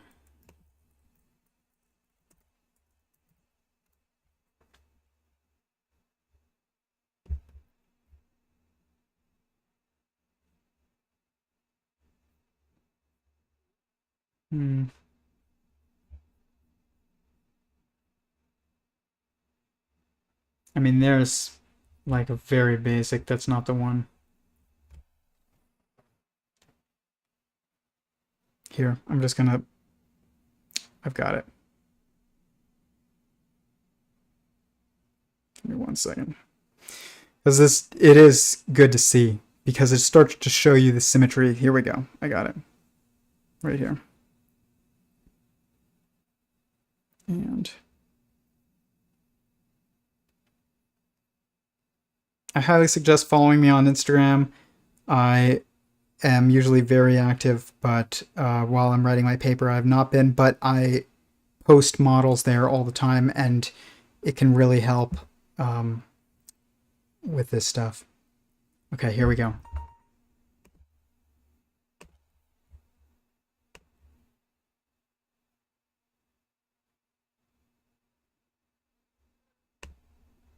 Bingo. There we go. this is kind of my mock-up of the standard model, and it's got all the properties here, but it's got, you can see the symmetries happening, and you can also see that it's forming through, it starts with this like fourfold symmetry, and I like this one circular model of the standard model where it's like this one. Do like it, but I think the Higgs is very confusing, and I think until we really understand the graviton, essentially, then I think that the Higgs is not really going to be super understood by us, even if we think that we do understand it. I don't think we do. But you can see graviton spin 2. Charge 0. So you can see that the quarks have either a 2/3 charge or a -1/3. That's kind of like symmetrical. And you can see -1 or 0 here with the electrons and neutrinos. Obviously, the neutrinos would have 0 charge. Bosons have 0. Graviton 0.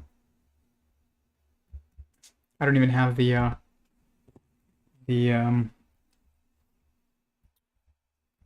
Higgs here, because I think the Higgs and the graviton are basically the same. It's just the Higgs is the relativistic manifestation of the graviton, of an observation of the graviton, I think. I'm not positive about that. So there are some things I'm very confident about. That's not one of them, but it makes sense. And then I think I have one more clip, and then I'm going to call it.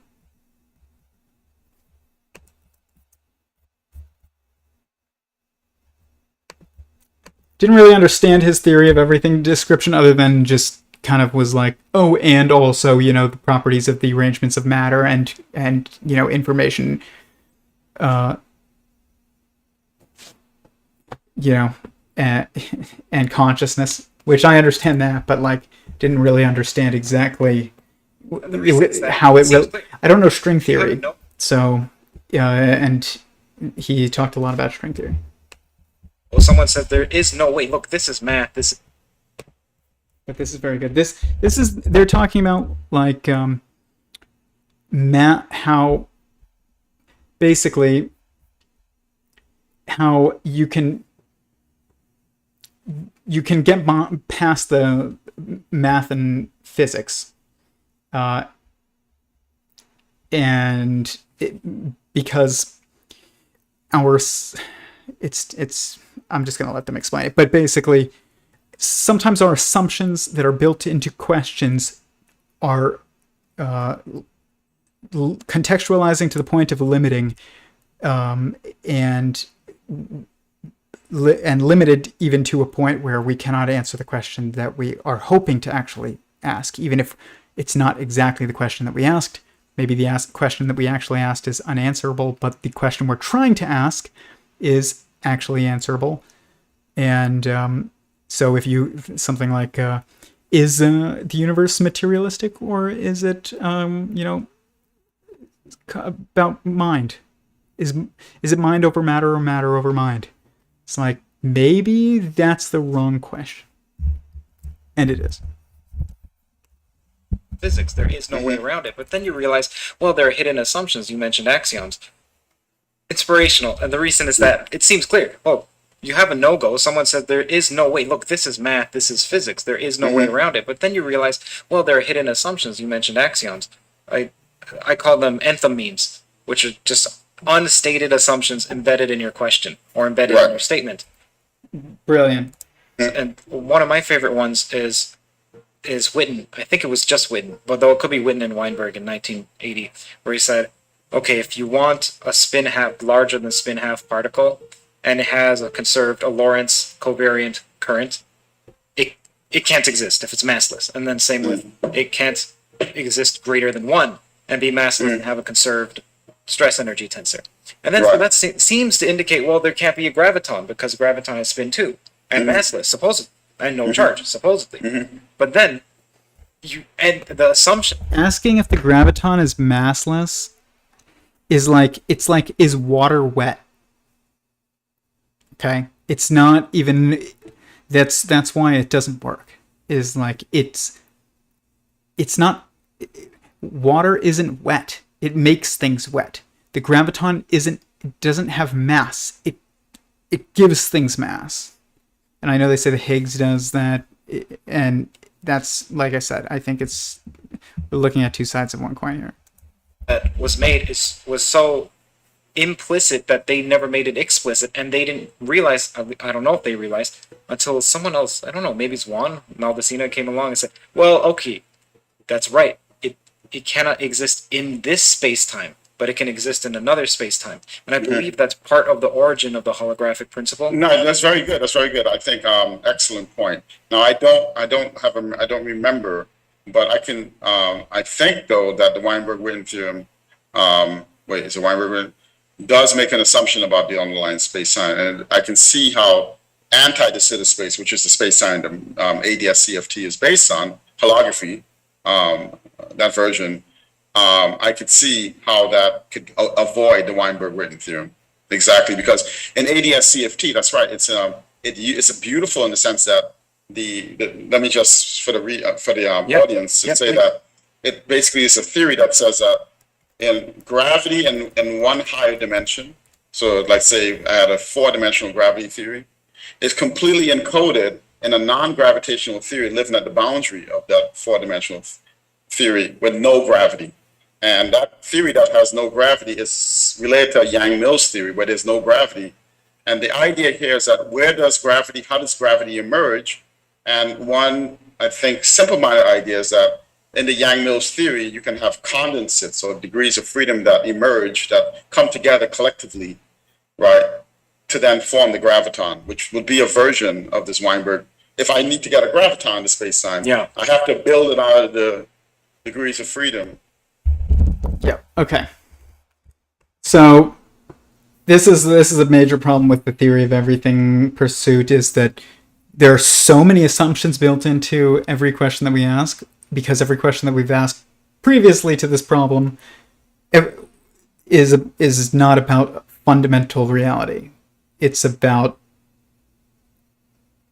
certain contexts within reality. And so to even think that this is a physics problem is why physics has made no progress. Think about everybody who is involved in this. Even if they have physics degrees or their PhDs in physics, they're all approaching this like it's a neural net, and it's or you've got these abstract geometers, and you've got computer scientists, and you've got psychologists, and you've got neuroscientists, you've got me, whatever I am, philosophers. Like, it's not the people who are just physicists are not the ones making progress, and any progress being made is starting to branch away from what we would normally think of as physics. And because the theory of everything is about the structure that is responsible for physics and the degrees of freedom and constraints within physics, within the theories of physics, and responsible for the degrees of freedom and constraints within the theories of mathematics. This is why Max Tegmark is wrong. Or if he thinks that his theory is, he's one of those that recognize that the name of the theory really does matter. But he made, I think, an enormous error where, and even Eric said basically that, Max Tegmark's mathematical universe is like, if the universe is mathematical, then basically Max Tegmark gets to take credit. And the reality is that that's not actually fundamentally the nature of reality. Mathematics emerges from this metastructure of mind. And it's not actually that mathematics is is fundamental. It's just as emergent as everything else. It's just the base level, almost, of what we can perceive in relativity. But that's not even true, because philosophy leads to mathematics, and then mathematics leads to physics, and physics leads, to chemistry, to biology, to, you could say sociology and economics and ecology, they're all the same exact thing. Just ecology is about the jungle, and economics and sociology is about the concrete jungle. But it's the same thing. And patterns are the same. And so math is not fundamental. So to even assume that you need mathematics, formal mathematical training to solve this, or formal physics training to solve this, if you assume that, you're probably never going to be able to actually solve this, because you have to escape math. You have to escape all relativistic contexts and structures and concepts, and you can't do that if you don't think that mathematics is one of the things that you need to escape, or physics. I mean, if you don't think physics is what you need to escape, then you can't get to math, and the string theorists have already escaped physics, but they've kind of just cast it aside. But the thing is what is important is that whatever structure you end up with at that very base level, it has to be reconcilable with the structures already found in physics and chemistry and mathematics and sociology and ecology, biology, everything else, technology. So it's still entangled, but it isn't a mathematical problem, and it's not a physics problem. It is what gives rise to math and physics, but it also has to be reconcilable or reconciled with math and the theories in math and physics.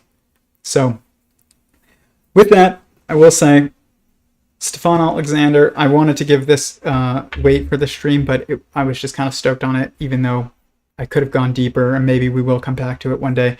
I'm going to definitely look more into other, streams that he's done and content that he's put out, because his autodidactic universe model is awesome, and it's very similar to mine. And I think this is just, it's great to see this being the direction of physics. It really is. I mean, I'm just stoked. When I first started this, if I saw somebody's theory that was kind of similar to mine, I was like, oh my gosh. I had no dog in this fight because I wasn't a physicist, but once I started working on this for a while, I started to be like, if this doesn't go somewhere because somebody else just, says the same thing, basically, I'm going to feel like this was a lot of work for not really much purpose. And it wasn't an original goal of mine. So, but it ended up being something I put a lot of work into. And that doesn't mean that, it's worthy of succeeding or anything like that. But it just gave me anxiety. But now it's funny because when I see people with the same kind of general direction as me, I'm stoked about it, and I just love it. I realized that I want the truth to prevail. Obviously, that was always the case, but I realized that it's good that everybody's starting to converge on the same kind of general ideas, because if we don't, then we're not going to make any progress, because somebody who might be totally right, if nobody agrees with them, there's no building of momentum to these ideas. They're just going to fall on deaf ears, and that's not good. So it is a good thing that Tom Campbell, Stephon Alexander, Eric Weinstein, Clea Irwin, Donald Hoffman, maybe Garrett Lacey, but maybe not. It's hard. He said things that imply that it might be linked to consciousness, but it also might not. It's very few things that he said And, you know, all of these other people, Nassim Haramein, even, I don't really follow his work, but I know that he's working and that he's done some impressive things. All of these people are just realizing that that this is about mind. I don't want to say consciousness. It's about the structure of mind and then the context for that structure, which the context for the structure of mind is a sentient being. So mind is about self-reference, and it's about taking everything around you and then relating it to yourself. That's how you do general intelligence. You can't do it without that. So you can't have a general intelligence that's not self-aware. And if you solve the hard problem of consciousness or the AGI problem, you've also solved the theory of everything. And it's to see this being the direction where everybody's talking about neural networks and information prioritization and autodidactic universes and sentience is pretty awesome. I will do a stream pretty soon on Yosha Bach and Vervaeke's stream that they did with Curt. About halfway through it, there is an instance in there. Even if I don't do the whole stream, I will talk about at least this one clip where they're talking about whether or not sentience or consciousness is fundamental. And I kind of disagreed. I disagreed with what they said, or with what at least I think was Yosha said, which was the first, I think. So basically he said consciousness is more fundamental than sentience, and that you could be conscious but not sentient, and like it was just, I think it's much simpler than they were making it. But that's the thing, is if you're coming, this is why I've kind of I was listening to that, it was like there's a lot of philosophers and philosophical terms that I don't know and I have to look up.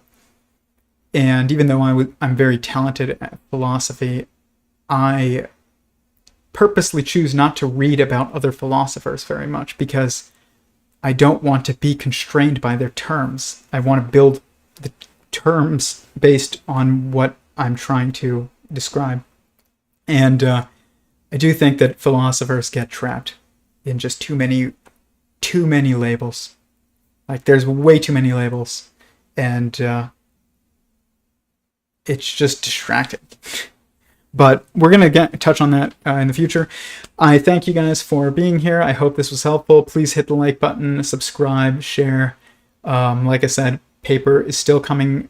Should be definitely this month, but it's not today. Should have been today, but this is not easy. And I also have a wife and a job, 2 dogs, probably like 50 reptiles, and a new ukulele talent, or new ukulele hobby. So, you know, sometimes things take longer than expected. Cool. Yeah. Like I said, hit the like button and subscribe. I will be in the Thursday call this Thursday, which is on our Discord. It's a live call. It's about anything that anybody wants to talk about. It goes on for hours. It's open and it's voice to voice. It's always a really good time. We talk about very deep things. Last week we talked for hours about the limits of the understanding of dogs and other beings as well, like other organisms versus a human. And like, it was fascinating. It was a great discussion. But we get into everything, including things that YouTube will not let us discuss because they're political in nature, and they'll probably kick us off if we discuss them. So if you'd like to join our Discord, it's a great community. Private message me on Instagram and I will send you the link. And with that, I will see you guys next week.